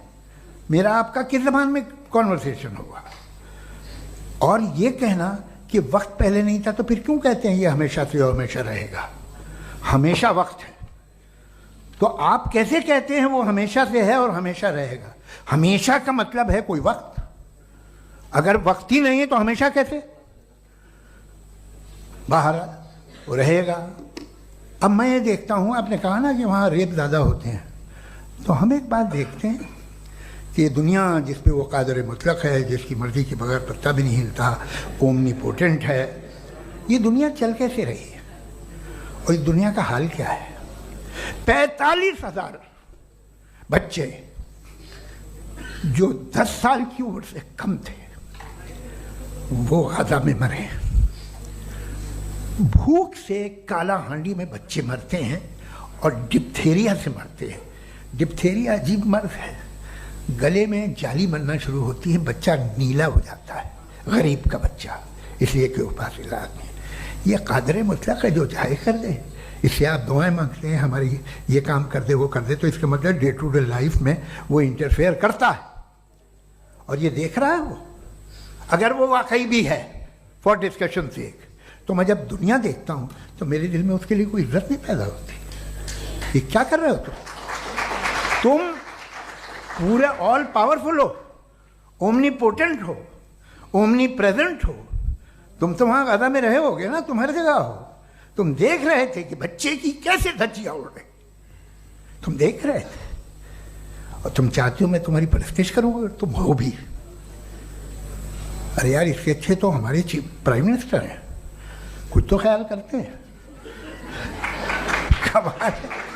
आप किसकी इबादत कर रहे हैं? अगर वो है भी, ये दुनिया नाइंसाफी से, जुल्म से, जबर से, तशद्दुद से भरी हुई। और आप ये मत कहिएगा कि वो देख रहा है और वो बताएगा एक दिन। अगर वो देख रहा है और इंटरफेयर नहीं करता तो आप दुआ क्यों मांगते? आप कहते हैं मेरा ये काम करा दे, इसके मतलब है वो दखल दे सकता है, वो आपको नौकरी दिलवा सकता है, भले दूसरे आदमी को न मिले, मगर आपका काम कर देगा चूंकि आपने दुआ मांगी है। तो जब वो आपको नौकरी दिला सकता है, लड़की की शादी कर सकता है, बेटे को ग्रीन कार्ड दिलवा सकता है, तो कम से कम ये जो मर रहे हैं बच्चे, इनको रोक दे, कुछ तो करे। मुझे तो दुनिया में, इस दुनिया का कोई मालिक है, इसका ओमनी पोटेंट कोई रूलर है, और ये दुनिया ऐसी चल रही है। मैं तो चाहूँगा कि भाई ना हो, अगर हो तो बड़ी शर्मिंदगी की बात है। शुक्रिया।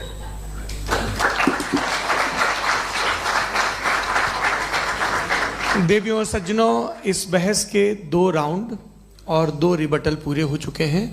अब सबसे ज़रूरी और सबसे मुश्किल राउंड शुरू हो रहा है, क्रॉस एग्जामिनेशन का। अब इन विद्वानों की सज्जनता की एक परख भी होगी, और वक्त हमने 16 मिनट का तय किया है।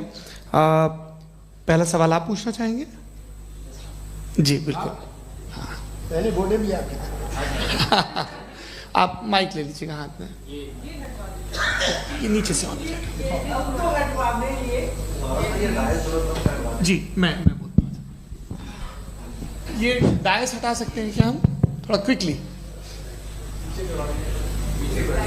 डायस पीछे कर दीजिए बस थोड़ा सा, है, ताकि ये जो दाएं बाएं लोग बैठे हैं, इसे हटा ही दीजिए। अब हम वहाँ तो जाने वाले नहीं, आराम से आराम से दोनों तरफ से हटा दीजिए।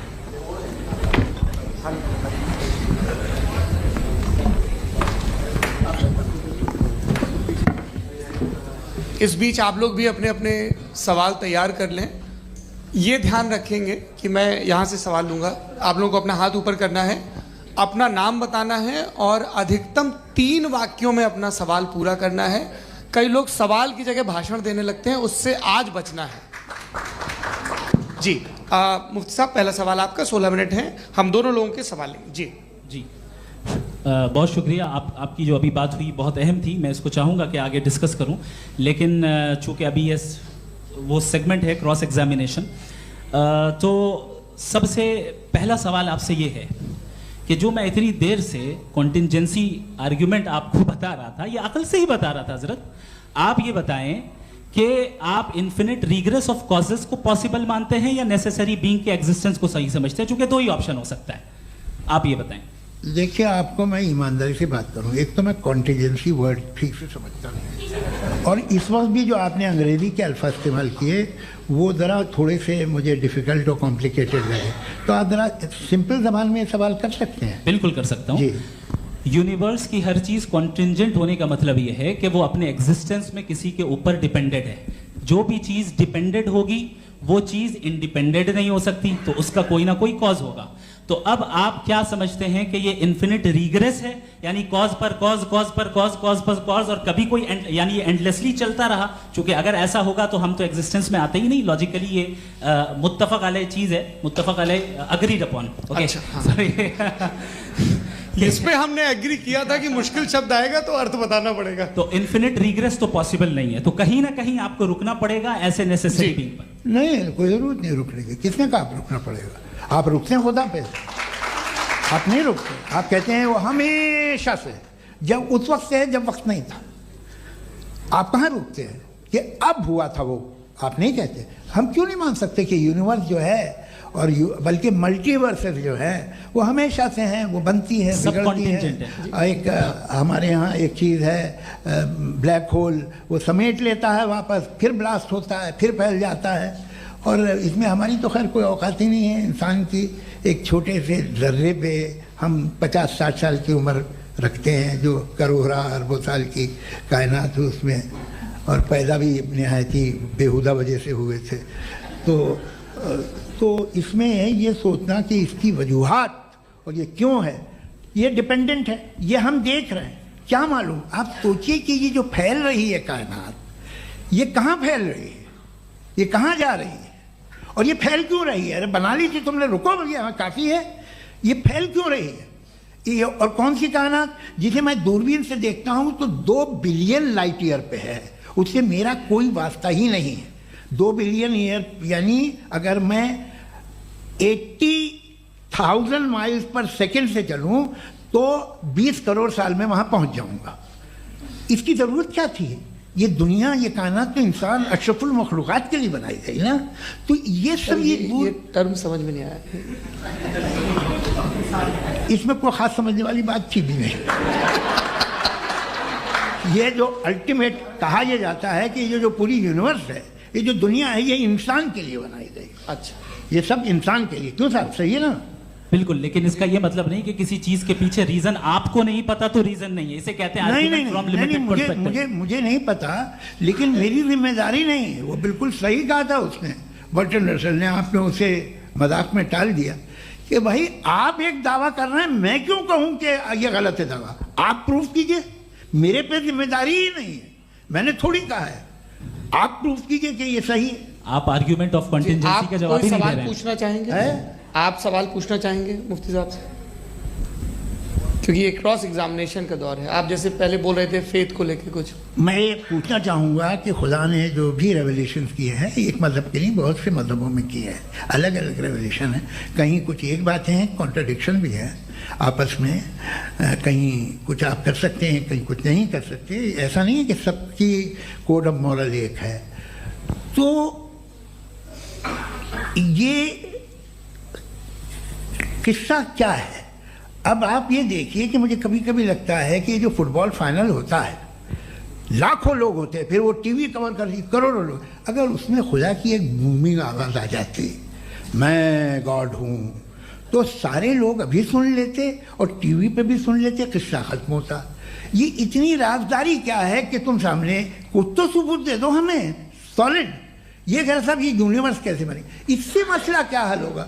मैं पूछूंगा आपसे खुदा कैसे बना? क्यों नहीं पूछूंगा कैसे बना? बल्कि वो तो कायनात से कहीं ज़्यादा इंटेलिजेंट है, कायनात से कहीं ज़्यादा कॉम्प्लेक्स। जी वो हमेशा से है, आप कहेंगे मैं मान लूँगा। अच्छा, दोयम वो कादिर मुतलक, यानी कादिर मुतलक का मतलब ओमनीपोटेंट, वो जो चाहे कर सकता है। आपको नौकरी दिलवा सकता है, आपकी अच्छी जगह शादी करवा सकता है, आपके पड़ोसी का मुकदमा हरवा सकता है, आपको जिता सकता है, सब काम करता है। थोड़ा सा माइक क्लोज जी। वो इस दुनिया को चला कैसे रहा है? ये दुनिया कैसे चल रही है? आपको इस पर हैरत नहीं होती? या क़यामत के बाद कभी एक जस्टिस होगा, जब ये बच्चा मर चुका होगा, जिसकी धज्जियाँ उड़ गई बम से, इसको इंसाफ मिलेगा तब? अच्छा, अब जवाब दूं? हाँ जी, मैं इसीलिए आप की तरफ आता। सबसे पहले आपने रेवलेशन और स्क्रिप्चर्स की बात की, इस पे मैं बात कर सकता हूं, लेकिन आज नहीं करूंगा चूंकि वक्त कम है। कभी और इस पे डिस्कस करेंगे, मैं तैयार हूं उस पे भी बात करने के लिए। ये अभी से राउंड 2 की भूमिका तय हो रही है। Does God exist round 2? जी, चूंकि आज गॉड के एग्जिस्टेंस पे बात है तो मैं उसी के रिलेटेड जो है आपके सवालात को एंटरटेन भी करूंगा और मैं भी पूछूंगा। आपने कहा कि आपने साबित ही नहीं किया, जबकि आर्ग्यूमेंट ऑफ कॉन्टिंजेंसी बुनियादी आर्ग्यूमेंट है। आप मुझे कॉन्टिंजेंसी का मतलब बताइए, आपका मतलब क्या? कॉन्टिंजेंसी कॉन्टिंजेंसी का मतलब यह हुआ कि हर वो वजूद जो किसी भी चीज का पाबंद है, हर वो वजूद या हर वो चीज जो अपने एग्जिस्टेंस में किसी भी चीज के पाबंद है और उससे बाउंड है, उसको उसकी जरूरत है, उस पर डिपेंड करती है, तो जाहिर सी बात है कि उसका कोई ना कोई कॉज होता है। ये तो अक्ल की बात है। ये आप रीजनिंग की बात करते हैं, मैं वही कर रहा हूं। दूसरी चीज, आपने ये बात कही कि इतने बिलियन लाइट ईयर्स दूर है, उसका मेरा क्या लेना देना। फिर मेरे ख्याल से आपको ये नहीं कहना चाहिए I think therefore I am an atheist. आपको सोचना चाहिए, सिर्फ आप एक लिमिटेड दायरे में रहकर नहीं सोचें, बल्कि बाहर निकलकर सोचें। आपने तीसरा सवाल किया, आपने 2-3 सवाल एक साथ। ऐसी बातें ना कीजिए, कुछ को इतराज हो जाएगा आप पे कि आप कुछ भी सोचिए। ये इजाजत आपको है नहीं, मुझे है।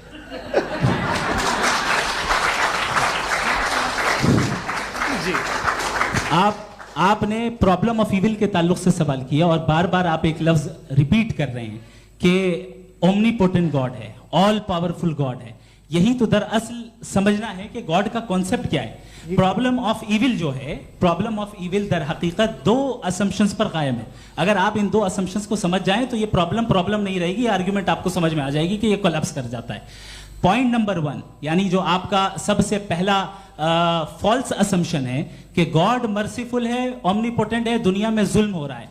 लेकिन आपको यह समझना चाहिए कि हमारे वर्ल्ड व्यू के मुताबिक गॉड सिर्फ ओमनीपोटेंट और सिर्फ मर्सीफुल नहीं है, बल्कि वो ऑल वाइज भी है और वो ऑल नोइंग भी है। उसके हर काम के पीछे हिकमत और विजडम है। ये कोई जरूरी नहीं है कि वो हिकमत और विजडम आपको समझ में आए या मुझे समझ में आए। अगर आप जो समझ रहे हैं उसके मुताबिक आप फैसला कर रहे हैं, ये लिमिटेड पर्सपेक्टिव से आर्ग्यूमेंट है। और इस चीज को हम अपनी दुनिया में, अपने लाइफ में, डेली लाइफ में इस प्रिंसिपल को एक्सेप्ट करते हैं। हम जब किसी डॉक्टर के पास जाते हैं, डॉक्टर के पास जाकर वो अगर उसने हमें कोई दवाई दी है तो हम ये तो नहीं कहते कि जब तक आपके पास जितना नॉलेज और जितना विजडम नहीं है, आपने क्यों ये दवाई दी है, तब तक हम इस चीज को एक्सेप्ट नहीं करेंगे। नहीं कहते, हम उसकी अथॉरिटी को तस्लीम करते हैं। क्यों? क्योंकि उसकी हम जानते हैं कि वो नॉलेजेबल है, वो विजडम वाला है, हमसे ज्यादा नॉलेज और हमसे ज्यादा विजडम है। बताएं सर। नहीं, डॉक्टर में और खुदा में बड़ा डिफरेंस है। डॉक्टर पढ़ा लिखा होता है, एक तो मैं उसकी बात सुनूंगा। दोयम ये नहीं, कुछ जवाब तो ये भी नहीं है सर। प्लीज आप अगर सब ऑडियंस से बोलने लगेंगे तो फिर मतलब नहीं सिविलाइज्ड बहस का। मतलब आप ये कहें कि चूंकि आप डॉक्टर पे बिलीव करते हैं इसलिए खुदा पे बिलीव किए, क्या ये मिसाल आपको समझाने के लिए आर्गुमेंट है, इस पे आपको एतराज नहीं है। तो सिंपल बात ये है कि मैं अगर ये यकीन कर लूँ कि एक ओमनीपोटेंट, उसकी मसलहत है, ये जो बच्चे मर रहे हैं ये मसलहत है उसकी, मुझे नहीं चाहिए इसकी मसलहत। उसकी मसलहत नहीं, यही तो समझना है, मतलब एक्सपीरियंस। अच्छा, इस आपने अभी मेरी बात पूरी सुनी नहीं। मैंने कहा आपका पूरा आर्ग्यूमेंट दो फॉल्स असम्पशंस पर है। एक फॉल्स असम्पशन मैंने बता दिया, दूसरा फॉल्स असम्पशन ये है कि इस दुनिया में इविल के होने का कोई गुड रीजन नहीं है, जबकि हमारे पास बाज रीजंस मौजूद हैं, हमारे पास बाज वजूहात मौजूद हैं। अगर इस दुनिया में इविल ना हो तो आप गुड को डिफाइन कैसे करेंगे? अगर जुल्म ना हो आप इंसाफ को समझेंगे कैसे? अगर तारीकी ना हो तो आप लाइट को समझेंगे कैसे? बहुत अच्छे। अभी और सुन लें, अभी और बाकी है। ये तो बात बहुत पसंद आई साहब मुझे कि जब तक रेप ना हो तब तक औरतों की इज्जत का ख्याल आपने मेरा जवाब पूरा सुना ही नहीं। जब तक के बच्चों का कत्ल ना किया जाए तब तक आपको बच्चों की मासूमियत की इज्जत है। आपने पूरा जवाब सुना ही नहीं। क्या बात है, क्या आपने नुक्ता निकाला? आपने पूरा जवाब सुना ही नहीं। आप सुन लें, मेरी बात सुन लें। ये मैंने आपको एक चीज बताई। दूसरी चीज, इस दुनिया में हम आए हैं टेस्ट के लिए, हमारा टेस्ट हो रहा है और हर इंसान का अलग अलग अंदाज में टेस्ट होता है। और इस दुनिया में अगर इविल मौजूद है तो वो इविल जरिया है हमारे अंदर ह्यूमन नोबल क्वालिटीज को डेवलप करने का और अलग अलग फील्ड में प्रोग्रेस करने का। और अगर हमारे अंदर और इस दुनिया में इविल नहीं होता तो बताइए टेस्ट का मतलब क्या होता? अगर मैं अपने स्टूडेंट को एमसीक्यूज दूं और उसमें सिर्फ राइट आंसर लिख कर दे दूं और कहूं तुम्हारा टेस्ट हो गया, ये मीनिंगलेस है। इस दुनिया में अगर हम टेस्ट के लिए आए हैं तो जाहिर है गुड एंड इविल दोनों मौजूद है। तो अगर गुड एंड इविल दोनों मौजूद है तो ये इविल भी खुदा का बनाया हुआ है?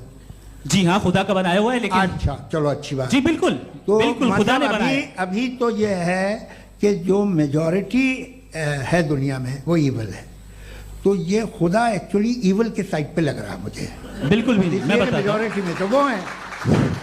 क्या बात कर रहे हैं भाई आप? मैं बहुत कोई भी जो मुंसिफ होगा, चाहे आपका अपना घर हो जिसके आप सबसे बड़े हैं, चाहे आपकी ऑर्गेनाइजेशन हो जो आप चलाते हैं, वहां पर आप इविल रखेंगे साबित करने को कि बाकी लोग शरीफ हैं? मेरी बात सुनिए। क्या ये आर्ग्यूमेंट ही गलत है? अगर कि जब तक के कोई इविल नहीं होगा तब तक के शरीफ आदमी शरीफ नहीं लगेगा। अगर एग्जामिनर गलत ऑप्शन दे रहा है तो एग्जामिनर इविल नहीं हो गया। जो गलत ऑप्शन को सेलेक्ट कर रहा है वो फेल होगा।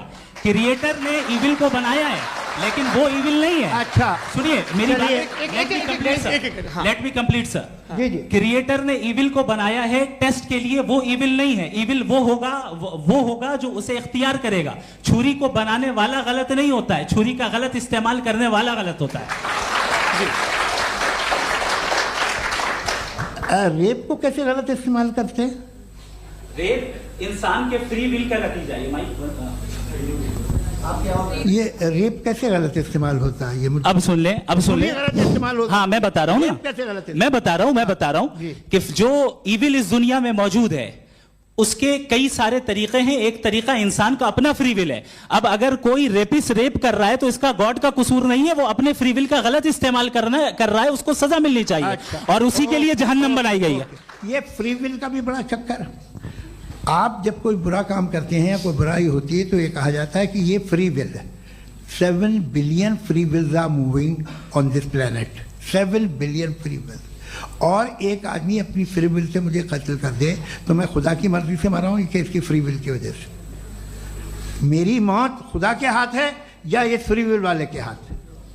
खुदा ने फ्री विल का निजाम बनाया है और उस निजाम का गलत इस्तेमाल करके कोई आपको ये मार गलत रहा है, इस्तेमाल करके मेरा कत्ल कर देता है। अब मेरी मौत का जिम्मेदार कौन है? वो इंसान जिम्मेदार है। वो इंसान। जी। तो ये कहना कि और उसको सजा मिलेगी।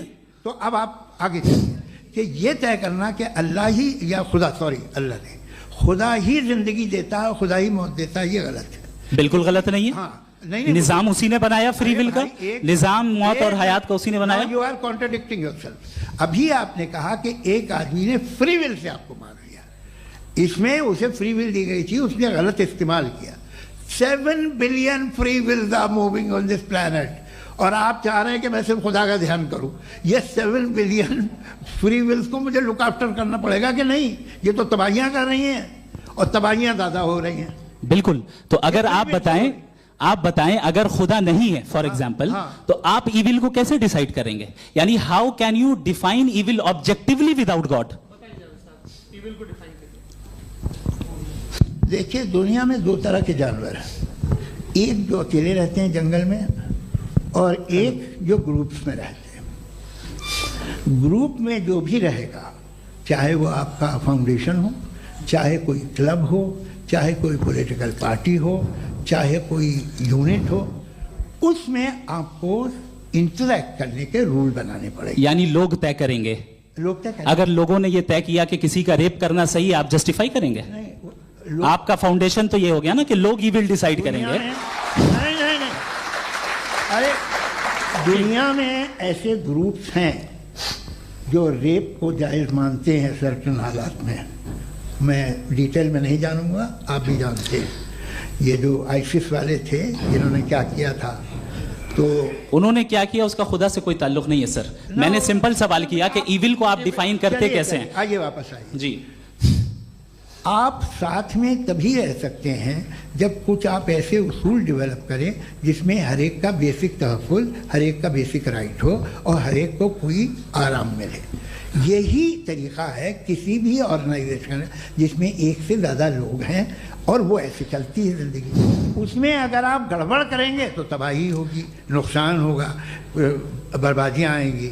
और अगर उसमें आप घर ले लीजिए ना, एक हस्बैंड है, एक वाइफ है, बच्चे हैं, वालदा भी हैं, 2 बहनें भी हैं, एक भाई भी है।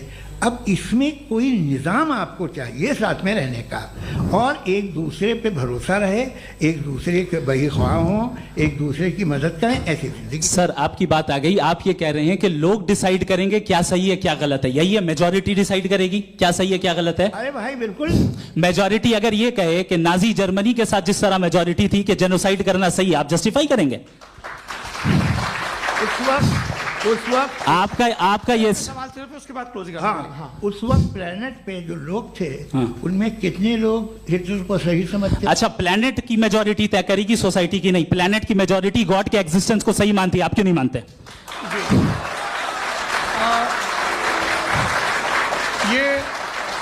हेलो ये क्रॉस क्वेश्चन का राउंड यहाँ पर समाप्त होता है। और ये बड़ा अच्छा है कि इस तरह से फ्रेगमेंट कर दिया गया है ताकि जो मरकरी ऊपर जा रहा है नीचे जवाब दे दूं। जी। प्लेनेट की ज़्यादातर मेजॉरिटी कुछ दूसरे मजहबों के खुदा को मानती है। आप उन्हें क्यों नहीं, आप तो मेजॉरिटी की बात कर रहे हैं। अच्छा, ये क्लोजिंग आप ये कह रहे हैं इविल और गुड को डिसाइड मेजॉरिटी करेगी। मेजॉरिटी जो कर दे वो सही हो जाएगा। क्लोजिंग इसको जैसा आप ही लोगों ने तय किया है उसी फॉर्मेट को फॉलो कर लेते हैं। हाँ भाई, मैंने तो भले लोगों पे एतबार किया और तब मॉडरेशन तय किया। जी, आपके पास 5 मिनट का वक्त है, क्लोजिंग आर्ग्यूमेंट है, उसके बाद हम ऑडियंस से क्वेश्चन आंसर लेंगे जावेद साहब के क्लोजिंग आर्ग्यूमेंट के बाद। ओके, बहुत शुक्रिया। जी, हमारा जो टॉपिक है डज गॉड एग्जिस्ट, मैं इस पे इतने एकेडमिक तैयारी करके आया था, मुझे था कि मैंने सोचा था कि कई सारे मैं आर्ग्यूमेंट्स दूंगा, लेकिन वक्त की भी किल्लत और जावेद साहब बार बार इधर उधर चले जा रहे थे तो उसको भी थोड़ा एंटरटेन करना पड़ गया। डज गॉड एग्जिस्ट पे मैं एक ही आर्ग्यूमेंट दे पाया। आर्ग्यूमेंट्स बहुत हैं और डेफिनेटिव आर्ग्यूमेंट्स हैं, और मेरे आर्ग्यूमेंट को किसी एक राउंड में भी इन्होंने एंटरटेन नहीं किया और रेफ्यूट नहीं किया, एक राउंड में भी नहीं, एक राउंड में भी नहीं। और ना ही अभी अभी आपका क्लोजिंग आर्गुमेंट आएगा, नहीं वो बता देना। Argument of contingency sir. अरे मैं आपसे कई बार कह चुका हूँ कंटीजेंसी का मतलब अब मैं कैसे समझाऊं आपको आपस में? हाँ, आप और कितने आसानी से समझाऊं मैं, मुझे तो नहीं समझ में आ रहा है। आप अपनी आर्ग्यूमेंट ऑफ कंटीजेंसी उर्दू में बोल सकते हैं। हाँ, आप अपनी बात पूरी कर लें जी, आखिरी 4 मिनट। दूसरी चीज, just a minute please ma'am, can I talk? दूसरी चीज ये है कि आपने एक तो इसका जवाब नहीं दिया, दूसरा आपने गॉड के ना होने पर कोई डेफिनेटिव आर्ग्यूमेंट नहीं दिया, सिर्फ मजहब पे बात कर रहे हैं आप। मजहब तो आज हमारा टॉपिक ही नहीं था, आज तो हमारा टॉपिक हो, आप मजहब से ले लेकर आईएस तक चले गए। भाई हमारा क्या ताल्लुक है उससे? We condemn them. और उसका गॉड से क्या ताल्लुक है? अगर कोई गलत काम कर रहा है, किसी ने किसी को कत्ल किया, किसी ने किसी का रेप किया, उसको सजा मिलनी चाहिए। और आपके पास कोई भी rational strong foundation of morality नहीं है। आपने कहा कि मेजॉरिटी तय करेगी सोसाइटी की, वो सही होगा। मैंने कहा हिटलर को फिर आप सही कहेंगे, नहीं नहीं नहीं नहीं, प्लैनेट की सोसाइटी की मेजॉरिटी तय करेगी। तो प्लैनेट की मेजॉरिटी गॉड के एग्जिस्टेंस को मानती है, आप कह रहे हैं ये रिलीजियस है। तो यानी आपके पास कोई स्ट्रॉन्ग फाउंडेशन नहीं है ऑब्जेक्टिव मोरालिटी का। ऑब्जेक्टिव मोरालिटी का अगर कोई फाउंडेशन है तो वो सिर्फ गॉड है, गॉड है, गॉड है। थैंक यू जी। ये मुफ्ती शमाइल नदवी साहब का क्लोजिंग आर्ग्यूमेंट था। अब हमारे पास जी, मैं जी ये बड़ा अच्छा है कि दोनों लोगों को मॉडरेटर से शिकायत भी और बोल रहे हैं भाई हमारी शाबाशी भी तो करते चलो। अब मेरी बात जी, आपके पास जावेद अख्तर साहब 5 मिनट का वक्त है, ये आपका क्लोजिंग आर्ग्यूमेंट है, टाइम रीसेट कर दें जी। देखिए, बहुत सारी बातें हैं। गॉड का डेफिनेशन दुनिया के किसी भी रिलीजन में है कि वो ओमनीपोटेंट है, ओमनीप्रेजेंट है, he is just, he is kind, he loves you and so on. मैं जब दुनिया देखता हूँ तो मुझे कोई ऐसा सुप्रीम पावर यहाँ दिखाई नहीं देती है जो इंसान की बहबूदी के लिए कुछ कर रही हो, कमज़ोर को बचा रही हो, मदद कर रही हो, जालिम को पीछे हटा रही हो। मैं नहीं देखा, तारीख़ में नहीं। एक तो अगर है और ये देख रहा है तमाशा, तो उसका होना न होना बराबर है। दोयम ये कि ये जो है, जब आप ये कहते हैं कि कायनात जिसकी कंटीजेंसी है, मैं देखिए वो लफ्ज़ इस्तेमाल किया मैं, तो ये कैसे हो सकती है भाई? और फौरन आप सरेंडर कर देते हैं कि जाहिर है कि इसका बनाने वाला तो इससे 10,000 गुना ज़्यादा कॉम्प्लिकेटेड होगा। उस पर आपके होने पे कोई इतराज़ नहीं है, उसे वो टाइमलेस है, वो पहले से था, टाइम तो बहुत बाद में आया। ये सब आप मानने को तैयार है जिसका आपके पास कोई सबूत नहीं, आपके पास कोई रीज़न नहीं। आपकी तारीख क्या है मजहबों की? बिलीफ की, जो खुदाओं का बिलीफ है, ये कॉन्स्टेंटली गलत साबित होता रहा है। मतलब आप कहें कि अरिस्टोटल के ज़माने में तो सब जाहिल थे, वो भी इतने ही यकीन से खुदा पे यकीन रखते थे, जो अब नहीं रहा। ये भी नहीं रहेगा, आप लिख लीजिए। और इसके आसार आपको दुनिया में दिखाई देना शुरू हो चुके हैं। ये बहस क्या आज से 100 साल पहले इस तरह हो सकती थी? यहाँ तक तो आपको हम ले आए हैं। तो सर अरे इनको मदद की ज़रूरत नहीं भाई, ये सेल्फ सफिशिएंट आदमी है, आप क्यों इनकी मदद कर रहे हैं? Sir please. तो ये जो है तमाम बातें अपनी जगह हैं। ये एक पैकेज है। आप अकेले, कोई आदमी ऐसा नहीं जो सिर्फ गॉड को मानता हो, उसके साथ बहुत पैराफर्नेलिया आता है, अलग अलग पैराफर्नेलियाज आते हैं। They are only, they have always created chaos in the society. मैं तो आपको सीधा ऑफर देता हूँ कि दुनिया में 10 इम्पॉर्टेंट बिलीव्स हैं। आप 1 मानते हैं, 9 नहीं मानते, 9 में आप एथीस्ट हैं, 9 को आप बिल्कुल रीजनेबली मेरी तरह देखते हैं। तो 90 मजहबी आदमी भी 90% एथीस्ट है, वो दूसरे खुदा नहीं मानता, एक खुदा मानता है अपना वाला, बाकियों को कहता है गलत है। अगर आप मानना ही बंद कर दें तो आपका 10% चांस है कि आप सही हैं और 90% चांस है कि आप गलत हैं। मेरा मशवरा है आप मानना छोड़ दिए तो 50% चांस होगा कि आप सही हैं और 50% चांस होगा, 40% आप गेन करेंगे बाय बिकमिंग एन एथीस्ट।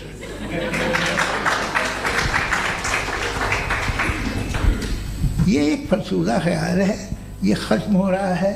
हो सकता है मेरी ज़िंदगी में ना हो, लेकिन ये हो जाएगा। जो बातें ये इनको आप मेटाफिज़िकल ये वो ऐसे रिस्पेक्टेबल टर्म दे दिए, ये तो उन लोग के हैं जिन्हें ना फिज़िक्स मालूम थी ना मेटा मालूम था, ये उन्होंने आपको दिए हैं। जी बहुत शुक्रिया आप दोनों लोगों का। और अब इस बातचीत का आखिरी राउंड शुरू होगा, डज गॉड एग्जिस्ट की ये बहस मुफ्ती शमाइल नदवी और जावेद अख्तर साहब के बीच। आप लोग अपने अपने हाथ ऊपर करेंगे, मैं यहाँ से तय करूँगा। और माइक हमारे पास है क्या? एक ही माइक है ऑडियंस के लिए? 2 माइक है, एक इस तरफ एक इस तरफ, ठीक है। तो जी सबसे पहले हमारी सहयोगी है मारिया शकील जी, पूछिए सवाल। थोड़ा सा रुकेंगे ताकि कैमरे का फ्रेम आप पर आ जाए, आपकी तो प्रैक्टिस है टीवी की। जी नदवी साहब, मैं खुदा को मानती हूँ, पहले मैं इसी प्रमाइस से शुरू कर रही हूँ और ये बता रही हूँ आपको, मैं मानती हूँ। लेकिन कुछ सवाल हैं जो जावेद साहब ने उठाया, उसका जवाब आपको देना चाहिए। पहला सवाल ये कि गज़ा में सालों से छोटे बच्चे मर रहे हैं, वो उनको अगर खुदा मर्सीफुल है, हम मानते हैं कि अल्लाह ताला में बहुत ताकत है, तो वो बच्चे क्यों मर रहे हैं?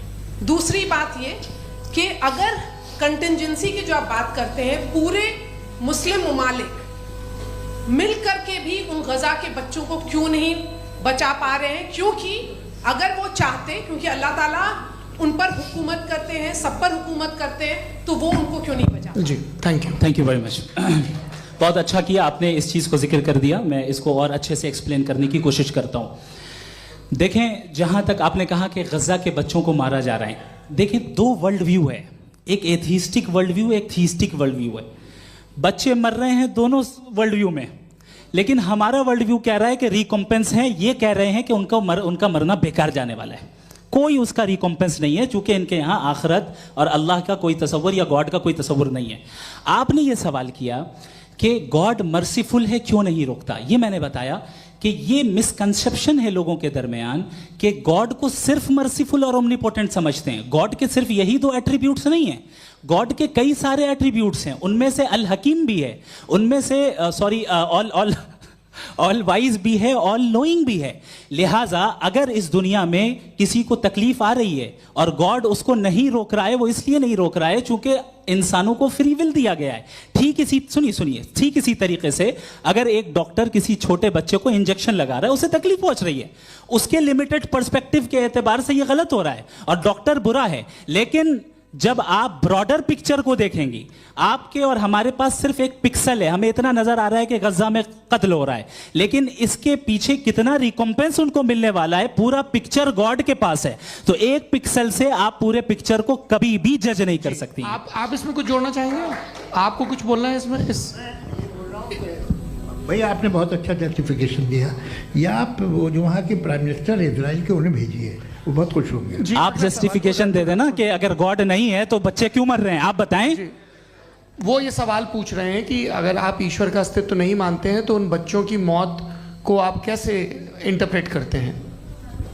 भाई ये दुनिया जो है, जो ताकतवर लोग होते हैं वो एक नाइंसाफ़ी करते हैं। तो ये अच्छा काम है आपके नज़दीक, तो नेचर नाइंसाफ़ी पे मबनी है। अरे मेरे भाई, आप नेचर की कहाँ बात कर रहे हैं, तो इंसान की बात। तो फिर जब मैं इंसान की बात कर रहा था, आप नेचर की बात करने लग गए। क्रॉस एग्जामिनेशन नहीं। हाँ, अब आप मुझे बोलने नहीं देंगे तो अलग बात है, आप बोलिए, मुझे कोई जल्दी नहीं। जी नहीं, ये क्रॉस एग्जामिनेशन, मुझे बोल तो लेने दीजिए। जी बोलिए। क्या बात ये है कि ह्यूमन सोसाइटी तभी साथ में रह सकती है जब वो मोहब्बत से, एकता से, एक दूसरे के एहतराम करके रहे। इसके अलावा पॉसिबल नहीं है, अकेले तो इंसान रह ही नहीं सकता।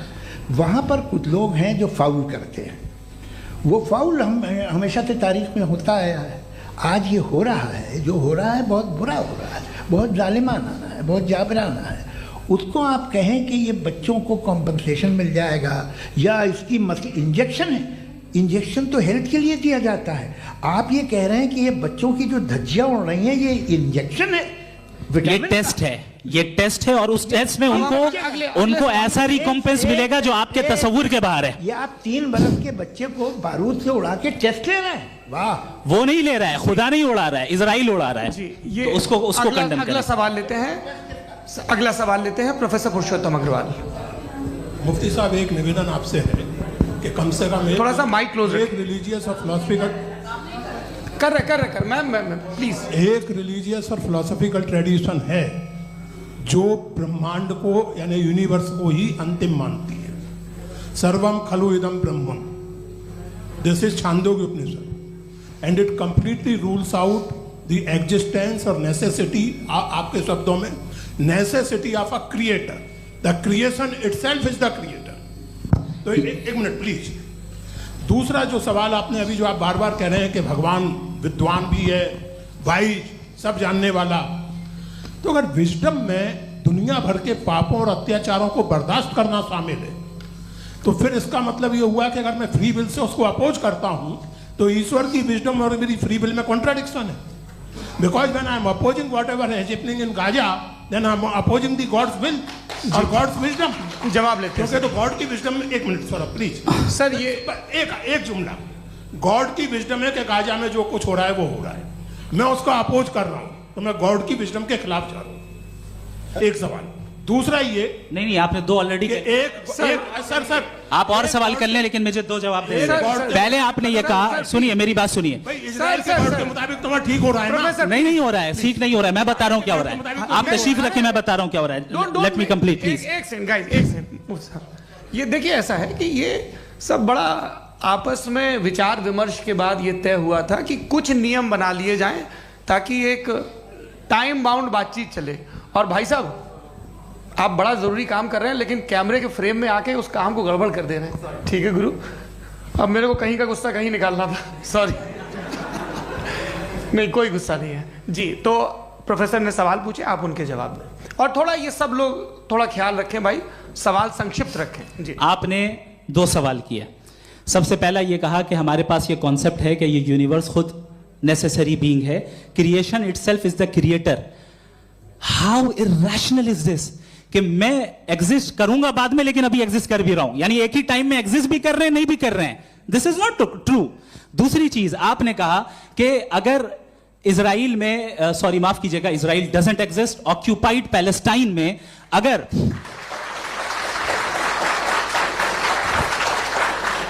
ऑक्यूपाइड पैलेस्टाइन में बच्चों को मारा जा रहा है फ्री विल की वजह से और गॉड नहीं रोक रहा, ये कॉन्ट्रडिक्शन है। ये बताइए कि एक एग्जाम में एक बच्चा गलत आंसर लिख रहा है, सुनिए, एग्जामिनर चाहे तो रोक सकता है, क्यों नहीं रोक रहा है? ये कॉन्ट्रडिक्शन है, ये कॉन्ट्रडिक्शन नहीं है। माइक नहीं सर, ये आपस में ये क्या आपका सवाल? माइक दीजिए। फ्री विल दिया गया है टेस्ट के लिए, अकाउंटेबिलिटी के लिए। अगर फ्री विल नहीं होता तो आप कहते हैं हमें रोबोट बना दिया गया। नॉट मिसरिप्रेजेंट माय पोजीशन, आपकी जो भी पोजीशन, मैं अपनी फ्री विल के नाते, अपने ह्यूमन विजडम के नाते गाजा में हो रही अत्याचार का विरोध करता हूं। बिल्कुल करना चाहिए। आपके हिसाब से मैं गॉड की विजडम का विरोध कर रहा हूं? बिल्कुल नहीं, जो हो रहा है गॉड की, बिल्कुल भी नहीं, बिल्कुल भी नहीं। उसका वहां पर गाजा में कत्ल होना ये इंसानों के गलत इस्तेमाल का नतीजा है, फ्री विल के इस्तेमाल का नतीजा है। गॉड इसका हुक्म नहीं देता, उससे रोकता है। यही तो मसला है ना, आपके लिए कॉन्सेप्ट क्लियर नहीं भाई, आपने तो बताया था इंजेक्शन लगाने से बच्चे को तकलीफ होती है, ये इंजेक्शन लगा। सर आप ऐसे रेटोरिक स्टेटमेंट दे तब तो कोई मसला नहीं समझते रहेंगे। This is a rhetoric statement, this is not a logical argument sir. I am sorry, I am sorry. आखिरी 30 मिनट बड़े मुश्किल होने वाले हैं जी। मुफ्ती साहब आगे बैठे हैं, इनको माइक दीजिए। हाँ तरुण, माइक आप अपने पास रखिए, आपको कैमरे का फ्रेम पता है जी। सबसे पहले दोनों को मुबारकबाद। एक सर अपना आप नाम बता दें। आप अमेरिका में शिकागो में रहते हैं, इतना मुझे याद है। बताया आपको, यासिर नदीम अलवाजदी मेरा नाम है। जावेद सर, आपसे क्वेश्चन है इन्फिनिट रिग्रेस के ताल्लुक से। एक हाइपोथेटिकल सिनेरियो है, मसलन अगर आप सर माइक थोड़ा सा प्लीज क्लोज रखिए। ओके जी।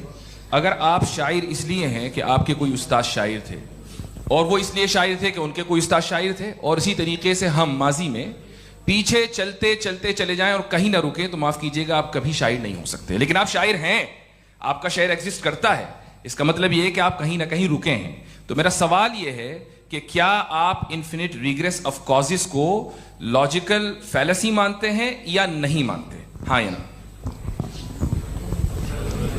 मैं इन्हें लॉजिकल फैलेसी नहीं मानता हूँ, लेकिन मेरा प्रॉब्लम यह है कि जब मैं नहीं मानता हूँ तो I will continue with this logic जो फैलेसी नहीं हो। आप एक जगह रुक जाते हैं जाके, आप कहते हैं ये गेंद कैसे बनी, ये जजीरा कैसे बना, ये समंदर कैसे बना, ये ज़मीन कैसे बनी, और अचानक गॉड पे जाके आपको ब्रेक लग जाता है। एक बार आप सवाल नहीं करते कि भाई इनको बनाने वाला तो इनसे भी कॉम्प्लिकेटेड होगा, वो कैसे बना, उसके बारे में आपने इत्मीनान कर लिया, वो हमेशा से है। तो अगर आप उसे हमेशा से मानते हैं तो फिर ये मान लीजिए कि कायनात हमेशा से है, क्या तकलीफ फिर हम वजूद में नहीं आते जी है? हम मौजूद नहीं। अच्छा सर क्यों नहीं हो मैं सकते? बताऊँ प्लीज जैसे मैंने मिसाल दी आपके शेर, आपका शेर कभी वजूद में ना आता अगर शायद इसी तरह चलते रहते हमेशा। जी माइक मेरे ख्याल से एक सेकंड। इन्फिनिट रिग्रेस का कॉन्सेप्ट क्लियर नहीं हो जी। पाया, सर रहने दें, लेट्स मूव ऑन सर। ठीक है। हाँ, थोड़ा सा मॉडरेटर का भी ख्याल रखें। नहीं आपने तो रखा है, आपने रखा है। यहाँ पे गौहर रजा साहब हैं, वो भी एक सवाल पूछना चाहते हैं। माइक यहाँ नीचे से ऑन कर दिए, नीचे। पहले तो ये कह दूं कि मैं उन बच्चों से शर्मिंदा हूं जिनको गजा में कत्ल किया गया, क्योंकि हमारे होते हुए कत्ल किया गया। लेकिन उससे ज़्यादा शर्मिंदगी इस बात से हुई कि मुझे लगा कि मुफ्ती साहब उसको जस्टिफाई कर रहे हैं। बिल्कुल भी नहीं, आप बहुत ही गलत मुझे बात लगा मैं गलत हो सकता हूं। बिल्कुल गलत मैं है। सवाल पूछ रहा हूं। मैं देखिए, सवाल अगर पूछ रहा हूं। एक मैं जावेद भाई से डिसएग्री करता हूं। एक सेकंड देखिए, अगर देखिए ऐसा, एक सेकंड आप सर वेट, अरे आप कुछ मेरे पहले मुझे अपनी बात कह लेने दीजिए। अगर ऑडियंस तय करेगी तो फिर मॉडरेटर का मतलब नहीं। मेरा आप सबसे ये कहना है, ये बहस दो लोगों के बीच में है, एक तरफ मुफ्ती साहब, एक तरफ जावेद साहब। पिछले 1.5 घंटे से ये लोग अपने अपने तर्क रख रहे हैं। आपकी इनसे इत्तेफाकी हो सकती है, ना इत्तेफाकी हो सकती है।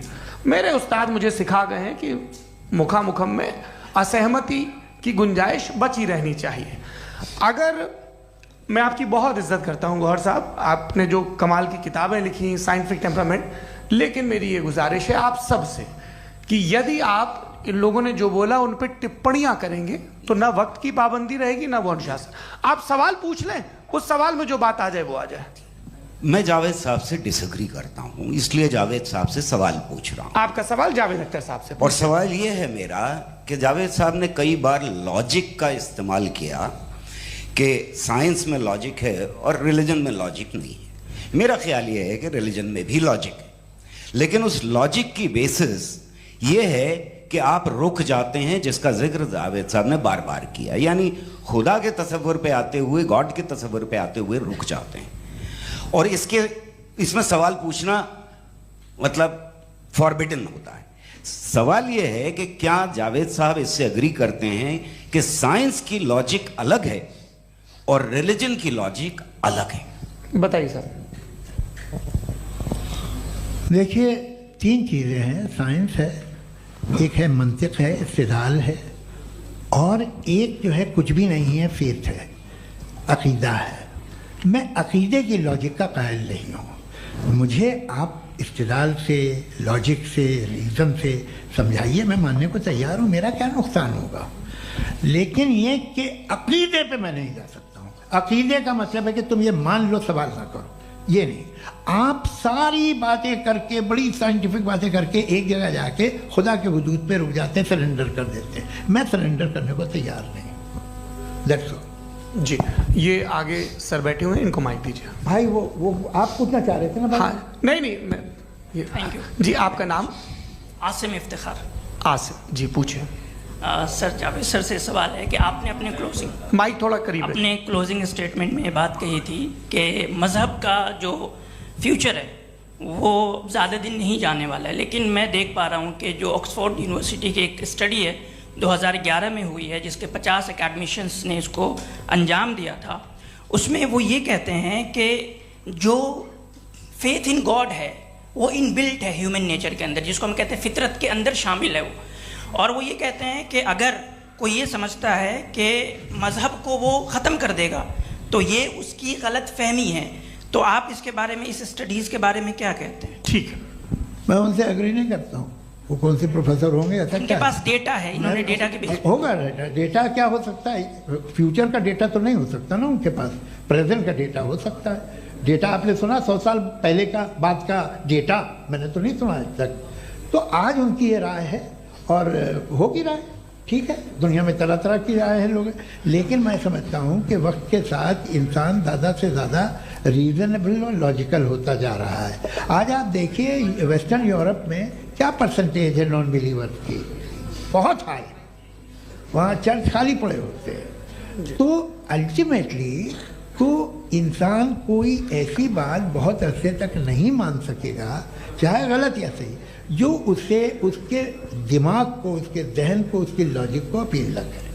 वो कह रहे हैं तो ऑक्सफोर्ड के होंगे तो कैम्ब्रिज के होंगे तो मुझे क्या लेना देना। उनका डेटा मुस्तकबिल का नहीं हो सकता है। जी दीपक, हाँ पूछिए। मैं आऊँगा, अभी पीछे की साइड भी आऊँगा, माइक वहीं भेजूंगा 2-3 साल के लिए। जी जावेद साहब, आपसे सवाल है। नमस्ते। अरे भाई सर, अगर आप ही लोग को तय करना है तो फिर 200 लोग तय कर लें। ये एक साहब पूछ नहीं रहे सर, हैं। Please don't do this sir. Sir everybody has a right sir, but we can only take selected questions. No sir अरे ये भाई, यंग लोग भी आराम हैं से। तो इनकी ये एक अब उतने बात यंग, सुनिए। भाई आप यंग हैं कि नहीं हैं? एक मिनट, वो कह रहे हैं वो भी आइए, यंग हैं पूछ रहे हैं ना साहब, भाई। आप उनकी नौजवानी पर दावा उनको ही करने थे। हाँ मुफ्ती साहब आप यंग, हाँ पूछिए। अरे भैया सर, मेरा सवाल ये है। कुछ इनसे भी तो पूछो। जी हाँ, नहीं, बस आपसे एक सवाल है। जैसे थीस्टों के पास अपने जो ईश्वर को मानते हैं उनके पास अपने सोशल गेट टुगेदर्स हैं। 5 रोज आज क्रिसमस आने वाला है, होली है, दिवाली है, ईद है। एथिस्ट क्या ऑफर कर रहे हैं? मतलब मैं इनकी दुकान से बोलूं मैं आना चाहता हूं उस तरफ, पर मैं अट्रैक्ट नहीं हो पा रहा हूं। मैं सोशल गेट टुगेदर्स क्या है आपके पास? वो ये कह रहे हैं कि जो धार्मिक लोग हैं, अलग अलग धर्म के लोग, उनके उत्सव त्योहार कॉन्ग्रेगेशन बहुत हैं। अब आपको मैं एक सुनाता हूँ, यहाँ हिस्टोरियन भी बैठे हैं। मृदुला जी आप बताइएगा सही है कि नहीं। ये एक कॉन्स्टेंटाइन, एक ग्रीक रोमन बादशाह था जो क्रिश्चियनिटी आने के 400 साल बाद उसने डिसाइड किया कि मैं क्रिश्चियन हो जाऊंगा, मेरी पूरी स्टेट कैंसिल हो जाएगी। उस ज़माने में ऐसे ही होता था, राजा जो धर्म इख्तियार करता था वो जनता भी कर लेती थी, इसलिए कि वो हो गया था बैंकक्रप्ट। और उसे जो मेडिटेरियन कोस्ट के रिच क्रिश्चियन वो थे मर्चेंट, उससे पैसा चाहिए था। तो उसने कहा यार क्रिश्चियन हो जाओ। तो उसने अपने वजीर से कहा कि भाई ये हिस्ट्री है कि अब हम लोग क्रिश्चियन हो जाते हैं। पहले सर हो जाएंगे, कोई प्रॉब्लम नहीं है, लेकिन एक प्रॉब्लम ये है कि 17 दिसंबर से 25 दिसंबर तक जो पेगन फेस्टिवल होता, जो पेगन जो फेस्टिवल होता है वो बंद हो जाएगा, इसलिए कि हम क्रिश्चियन हो गए तो होगा नहीं। तो वो बच्चों को बहुत बुरा लगेगा, पब्लिक को बहुत इंजॉय करते हैं, खासतौर से 25 को मेन डे। उसने कहा हाँ ये तो सही कह रहे हो। ये जीसस क्राइस्ट की पैदाइश कब थी? कहते साहब वो अप्रैल में थी। नहीं कट करो, वो 25 दिसंबर को है। ये हकीकत है जी। और 400 साल बाद क्रिश्चियनिटी के अप्रैल से दिसंबर ले आए, और इसलिए कि यहाँ पेगन फेस्टिवल होता था। अब मनाते हैं आप आराम से। ये जो सारे फेस्टिवल हैं ये रिलीजन से, हर एक को एक इंटरटेनमेंट डिपार्टमेंट चाहिए होता है अपनी कंपनी चलाने के लिए। तो ये रिलीजन नहीं, ये सेकुलर त्योहार थे जिन्हें रिलीजन्स ने ले लिया है। ये मौसम के थे, फसलों के थे, किसानों के थे, उसको आपने लेके रिलीजियस रंग दे दिया। ये कोई रिलीजन से थोड़ी आए आप। अच्छा हमें देखिए, हम तो मुल्द हैं, हम ईद मनाते हैं, हम दिवाली मनाते हैं, हम होली मनाते हैं, हम क्रिसमस मनाते हैं। बम्बई की फिल्म इंडस्ट्री की सबसे बड़ी होली हमारे घर में होती है, सबसे बड़ी ईद हमारे घर में होती है। वो हमारी सोशल वो है, हमारा हेरिटेज है। ऐसा थोड़ी है कि we will throw the baby along with the water. ये तो अच्छी चीज़ है, इन्हें रखो, जो बेकार है फेंक दो। जी हाँ हेलो जी, मेरा सवाल नादवी जी से है। जैसा कि आपने बोला कि गॉड टाइम के भी परे हैं और गॉड इतनी कॉम्प्लेक्स चीज़ है कि उसे ह्यूमन माइंड समझ नहीं सकता, और गॉड ने अर्थ पे फ्री विल भी दे दी है, तो आप अपना वक्त ज़ाया क्यों कर रहे हैं गॉड के बारे में बात करके? अपन को तो बात करनी चाहिए कि सोसाइटी को बेहतर कैसे करें। जी, मैं गॉड वही बताता है सोसाइटी को कैसे बेहतर करें। अभी मैं आपका जवाब देता हूँ। आपने कहा कि टाइम पे वो एग्जिस्ट नहीं करता, सो नहीं, मेरा सवाल ये है कि जैसा आपने बोला कि गॉड बहुत ही कॉम्प्लेक्स चीज है। मैंने कहा ही नहीं कि कॉम्प्लेक्स है, तो आपके अल्फाज हैं। कॉम्प्लेक्स का लफ्ज गॉड के लिए सुइटेबल नहीं है। क्यों? क्योंकि कॉम्प्लेक्स वो चीजें होती हैं जो ऑब्जेक्ट हो। God is not an object जिसको आप इंस्ट्रूमेंट के जरिए लेबोरेटरी में जाके टेस्ट करें, oh it's very complex. No, वो कोई कार का इंजन नहीं है। वो फिलोसॉफिकली नेसेसरी बीइंग ऐसी बीइंग है जो सिंपल बीइंग है। हाँ, आप उसको मुकम्मल तौर पे उसकी तमाम हिकमतों को जान ले और हर चीज को जान ले, ये पॉसिबल नहीं है, क्योंकि वो ऑल वाइज है, आप ऑल वाइज नहीं है, और वो खुदा है, वो आपको सारी चीजें बता दे, ये जरूरी नहीं। मेरा सवाल ये नहीं था, मेरा सवाल ये था कि जब गॉड इतना परे है इस दुनिया से कि उसने अर्थ पे फ्री विल भी दी है, हम सब ह्यूमंस की फ्री विल है, और जो सोसाइटी में हो रहा है वो अपन लोग डिसाइड करेंगे, तो अपन लोग डिसाइड नहीं करेंगे ना, अपन लोग डिसाइड नहीं करेंगे। गॉड जो है, गॉड ने वो उसकी जात, उसकी एग्जिस्टेंस टाइम एंड स्पेस से परे है, लेकिन वो हमारा टेस्ट ले रहा है और उसी गॉड ने हमें बताया कि तुम्हें क्या करना है क्या नहीं करना है, तो जाहिर है उस गॉड की बात सुनेंगे ना हम। जी, वो पीछे एक चश्मा लगाया जो मैम खड़ी हैं, उनको दीजिए। हाँ, आप जी जी बिल्कुल आएंगे। देखिए मैं कोशिश कर रहा हूँ सब तरफ जाने की। हाँ, उनको दीजिए माइक। जी,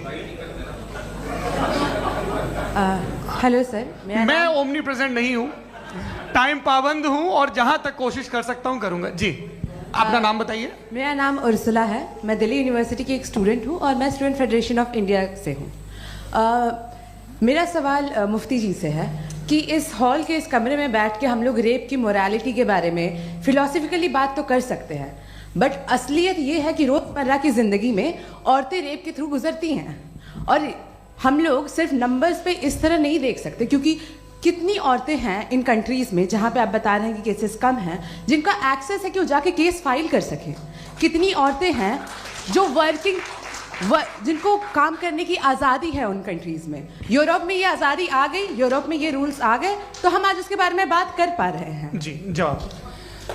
आपने ये कहा कि कमरे में बंद होकर हम लोग इस पर फिलोसफिकली बात कर सकते हैं, लेकिन हकीकत में क्या हो रहा है, वो ग्राउंड लेवल पे क्या हो रहा है जो बहुत गलत हो रहा है, और वो सफ़र कर रही हैं। आई एग्री, बहुत गलत हो रहा है, और जो गलत हो रहा है उसको हमें रोकना है। और क्यों रोकना है, वो गलत क्यों है? हमारे पास इसका ऑब्जेक्टिव फाउंडेशन है, इनके पास उसका ऑब्जेक्टिव फाउंडेशन नहीं है। मैं ये कहना चाह रहा हूं कि जहां पे भी जुल्म हो रहा है, जहां पे भी औरत पे जुल्म हो रहा है, या उसकी इज्जत लूटी जा रही है, या उसे तकलीफ पहुंचाई जा रही है, और सिर्फ औरत नहीं, किसी इंसान के ऊपर भी जुल्म हो रहा है, तो उसके खिलाफ खड़ा होना, ये मॉरलिटी हमारे पास गॉड के पास से आई है। वरना जावेद साहब तो कह रहे हैं कि जो है मेजॉरिटी डिसाइड करेगी, तो मेजॉरिटी तो कभी भी बदल सकती है। क्या आप हाँ। ये थोड़ी सी आपको गलतफहमी है। मैं अगर मेरे जुमले से ये मदना निकला या मैंने कहा, तो ये जुमला मैं वापस लेता हूँ, ये मेरा मतलब ही नहीं था कि मेजॉरिटी डिसाइड करेगी। मेजॉरिटी डिसाइड करे तो दुनिया में बड़ी, वैसे आपने कहा था ये जुमला। अच्छा, हो मैं मान रहा हूँ, बाद में रिकैप कर लेंगे। अरे एक सेकंड, मैं अपनी एक्सप्लेनेशन दे रहा हूँ। मुनासिब बात यह है कि हम सब के सब दिल में जानते हैं कि क्या अच्छा है क्या बुरा है, हमें पता है अच्छी तरह से। जो लोग बुरे काम करते हैं उन्हें भी मालूम अच्छा क्या है। यही तो सवाल था हजरत कि फिर ये मोरालिटी आई कहाँ से? Cross examination. हाँ जी, हाँ। मोरालिटी साथ रहने की डिजायर से आई, यानी साथ रहकर जो कुछ कह दे, जो कुछ कर दे, वो हो जाएगा। नहीं नहीं, तो आप कायदे से रही कर सकते हैं जब तक लोगों में मोरालिटी हो, वरना क्यास हो जाएगा। ये आपको कैसे पता? जी, हमने देखा ना, जहाँ मोरालिटी का क्यास हो गया, हम देखते हैं। कहाँ पे देखते भाई? दुनिया में। आप जो आप कहीं पे अगर गलत हो रहा है तो उसको आप गलत देखें। आप एपिस्टेमोलॉजी की बात कर रहे हैं, मैं ऑन्टोलॉजी की बात कर रहा हूं। मैं इस बहस फाउंडेशन आप दोनों लोगों को चाय पे होस्ट करूंगा, वहां पे क्रॉस एग्जामिनेशन कर लीजिएगा। अभी ऑडियंस का हक मार रहे हैं आप लोग भाई, सर जस्ट लोग हैं आप लोग। और ये भाई ये हाँ, उधर आएंगे, जी सर आएंगे। अच्छा सर मेरा नाम लईकुर रहमान है और मैं अलीगढ़ मुस्लिम यूनिवर्सिटी का स्टूडेंट हूँ, और जहाँ तक मुझे पता है कि sir you are also product of Aligarh Muslim University. मैं भी उसी चमन का बुलबुल। हाँ सर, तो बहुत खुशी हुई मुझे जान करके कि मैं आपसे मिलूंगा। सवाल सर, मेरा सवाल यह है, सर सैयद अली रहमा का नज़रिया ये था कि खुदा के वजूद को अक़ल के दायरे में रह कर के तलाश करना, न कि पूरी तौर से उसका इनकार कर देना। Sir how will you define it? नहीं, तो ये तो आप इन्हें बताइए। ये सवाल आपसे खुदा का वजूद साबित कर रहे हैं। नहीं तो सर आपने इनकार कर रखा है, इस वजह से मेरा क्वेश्चन। उन्होंने यही सर से एक सेकंड, सर सैयद ने यही कहा ना कि अक्ल से आप खुदा के वजूद को साबित नहीं कर सकते, यही कहा ना भाई। वो उन्होंने कहा कर सकते हैं और वो कर दिया गया आज। वो फोन दो। तलाश करना या साबित करना अक्ल से नहीं हो सकता। सर, अरे सवाल तो सुन लीजिए जी। अक्ल से नहीं हो सकता है, यही कहा ना आपने। अक्ल से हो सकता है। अरे वो यही कह रहे हैं भाई, आप बता रहे हो सकता है, वो तो कुछ और। आप अगर सर देखो नौजवान फोन ले लो, वो इतनी कमाल की यूनिवर्सिटी है। अरे भाई दे दो मेरी ना बात जरा, तो- एक मिनट अरे दे दो भाई मेरी बात सुनो, नहीं, माइक मैं पे समझ- बोलो ताकि जो लाखों लोग देख रहे हैं। माइक दे दो ना। अरे देंगे ना माइक, तुम ठहरो तो। हाँ सर, मेरा सवाल ये था कि सर सैयद अलैहि रहमा का एक नज़रिया था अपना कि खुदा का जो वजूद है उसको अकल के दायरे में रह करके तलाश करना है, न कि पूरे तौर से इनकार कर देना है। ये उनका कॉन्सेप्ट था। लेकिन मेरा सवाल ये है कि आप इसको कैसे डिफाइन करते हैं, एक्सप्लेन कैसे करेंगे, मैं आपसे जानना चाहता हूँ, क्योंकि you are the product of Aligarh Muslim University. मुझे अकल के दायरे में रख के मैंने बहुत तलाश की, मुझे मिला नहीं। हाँ ये इधर वो चश्मा लगाए जो, हाँ उनको दे दीजिए। जी जी फटाफट पूछिए, बस 5 मिनट है, 5 मिनट में खत्म हो रहा है। हाँ अस्सलाम वालेकुम मुफ्ती साहब। एंड मेरा सवाल जावेद अख्तर साहब से। क्या नाम है आपका? अरे भैया सब मुझे तो पूछ रहे हो। फैज।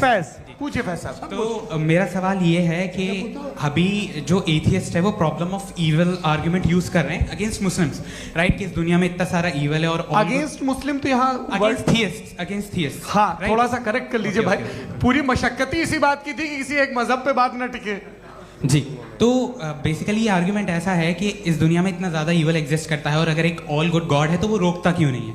लेकिन इस सवाल में एक हिडन अजम्पशन ये है कि इस दुनिया में ईवल एग्जिस्ट करता है। अब एथियस्ट ये कैसे ऑन्टोलॉजिकली प्रूव कर सकते हैं कि इस दुनिया में ईवल एग्जिस्ट करता है? मैं आपको बताता हूँ, थोड़ा सा समझा। नहीं सर हम लोग इनको सुनिए। नहीं please don't do that. I want to explain ontologically. हम समझ गए सर, इनको अब जवाब देने दीजिए। अच्छा सवाल पूछ लो। मैं अभी तक क्या था वो मैं थोड़ा सा ऐड ऑन कर लेता हूँ। तुम गुरु, तो हम जब इसका राउंड 13 करेंगे ना तब तुमको स्टेज पे बिठाएंगे। जी तो हाँ जल्दी से। तो देखिए एथियज्म के हिसाब से सब कुछ रैंडमली बन गया है, सब कुछ एटम्स और मॉलिक्यूल्स है। एक पत्थर में और मुझ में सिर्फ इतना फर्क है कि हम लोग एटम्स और मॉलिक्यूल्स का अलग अलग रीअरेंजमेंट है। अब एक पत्थर को कोई इंसान तलवार से 2 टुकड़ों में काट दे या मुझे, according to atheism it is same. There is no evil and good according to atheism. जी अच्छा, फैज साहब का सवाल ये है कि हाँ कोशिश भी करते तो इससे गलत सवाल नहीं कर पाते। एक लाइफ फॉर्म है और लाइफ फॉर्म में फीलिंग्स हैं, मतलब लाइफ फॉर्म सुनता है, देखता है, टेस्ट कर सकता है, फील कर सकता है। तो उसकी ये जो क्वालिटी इस बबल में आ गई हैं, वो जानवर में भी है, इंसान में भी है। तो जाहिर है कि उसे कोई तकलीफ पहुंचेगी, तो चूंकि उसके पास वो सेंसिटिविटी है तो मैं करेगा। पत्थर में वो सेंसिटिविटी नहीं है। तो ये क्या सवाल हुआ कि अगर पत्थर को काटा तो पत्थर को तकलीफ नहीं होती, तो आपको काटे तो आपको क्यों तकलीफ हो? बैठ जाइए। जी हाँ अगला सवाल। हाँ पूछिए। जी जावेद अख्तर साहब। अरे भैया सब आप लोग मुफ्ती साहब को छोड़ रहे हैं, तो मेरे ही पीछे पड़े हैं क्या? चलो बोलो भाई। You asked how God can exist when children die in Gaza. Huh? You asked how God can exist when children die in Gaza, and you also mentioned the rise of atheism in Europe. But the same events also are leading many atheists and non-believers to turn towards faith.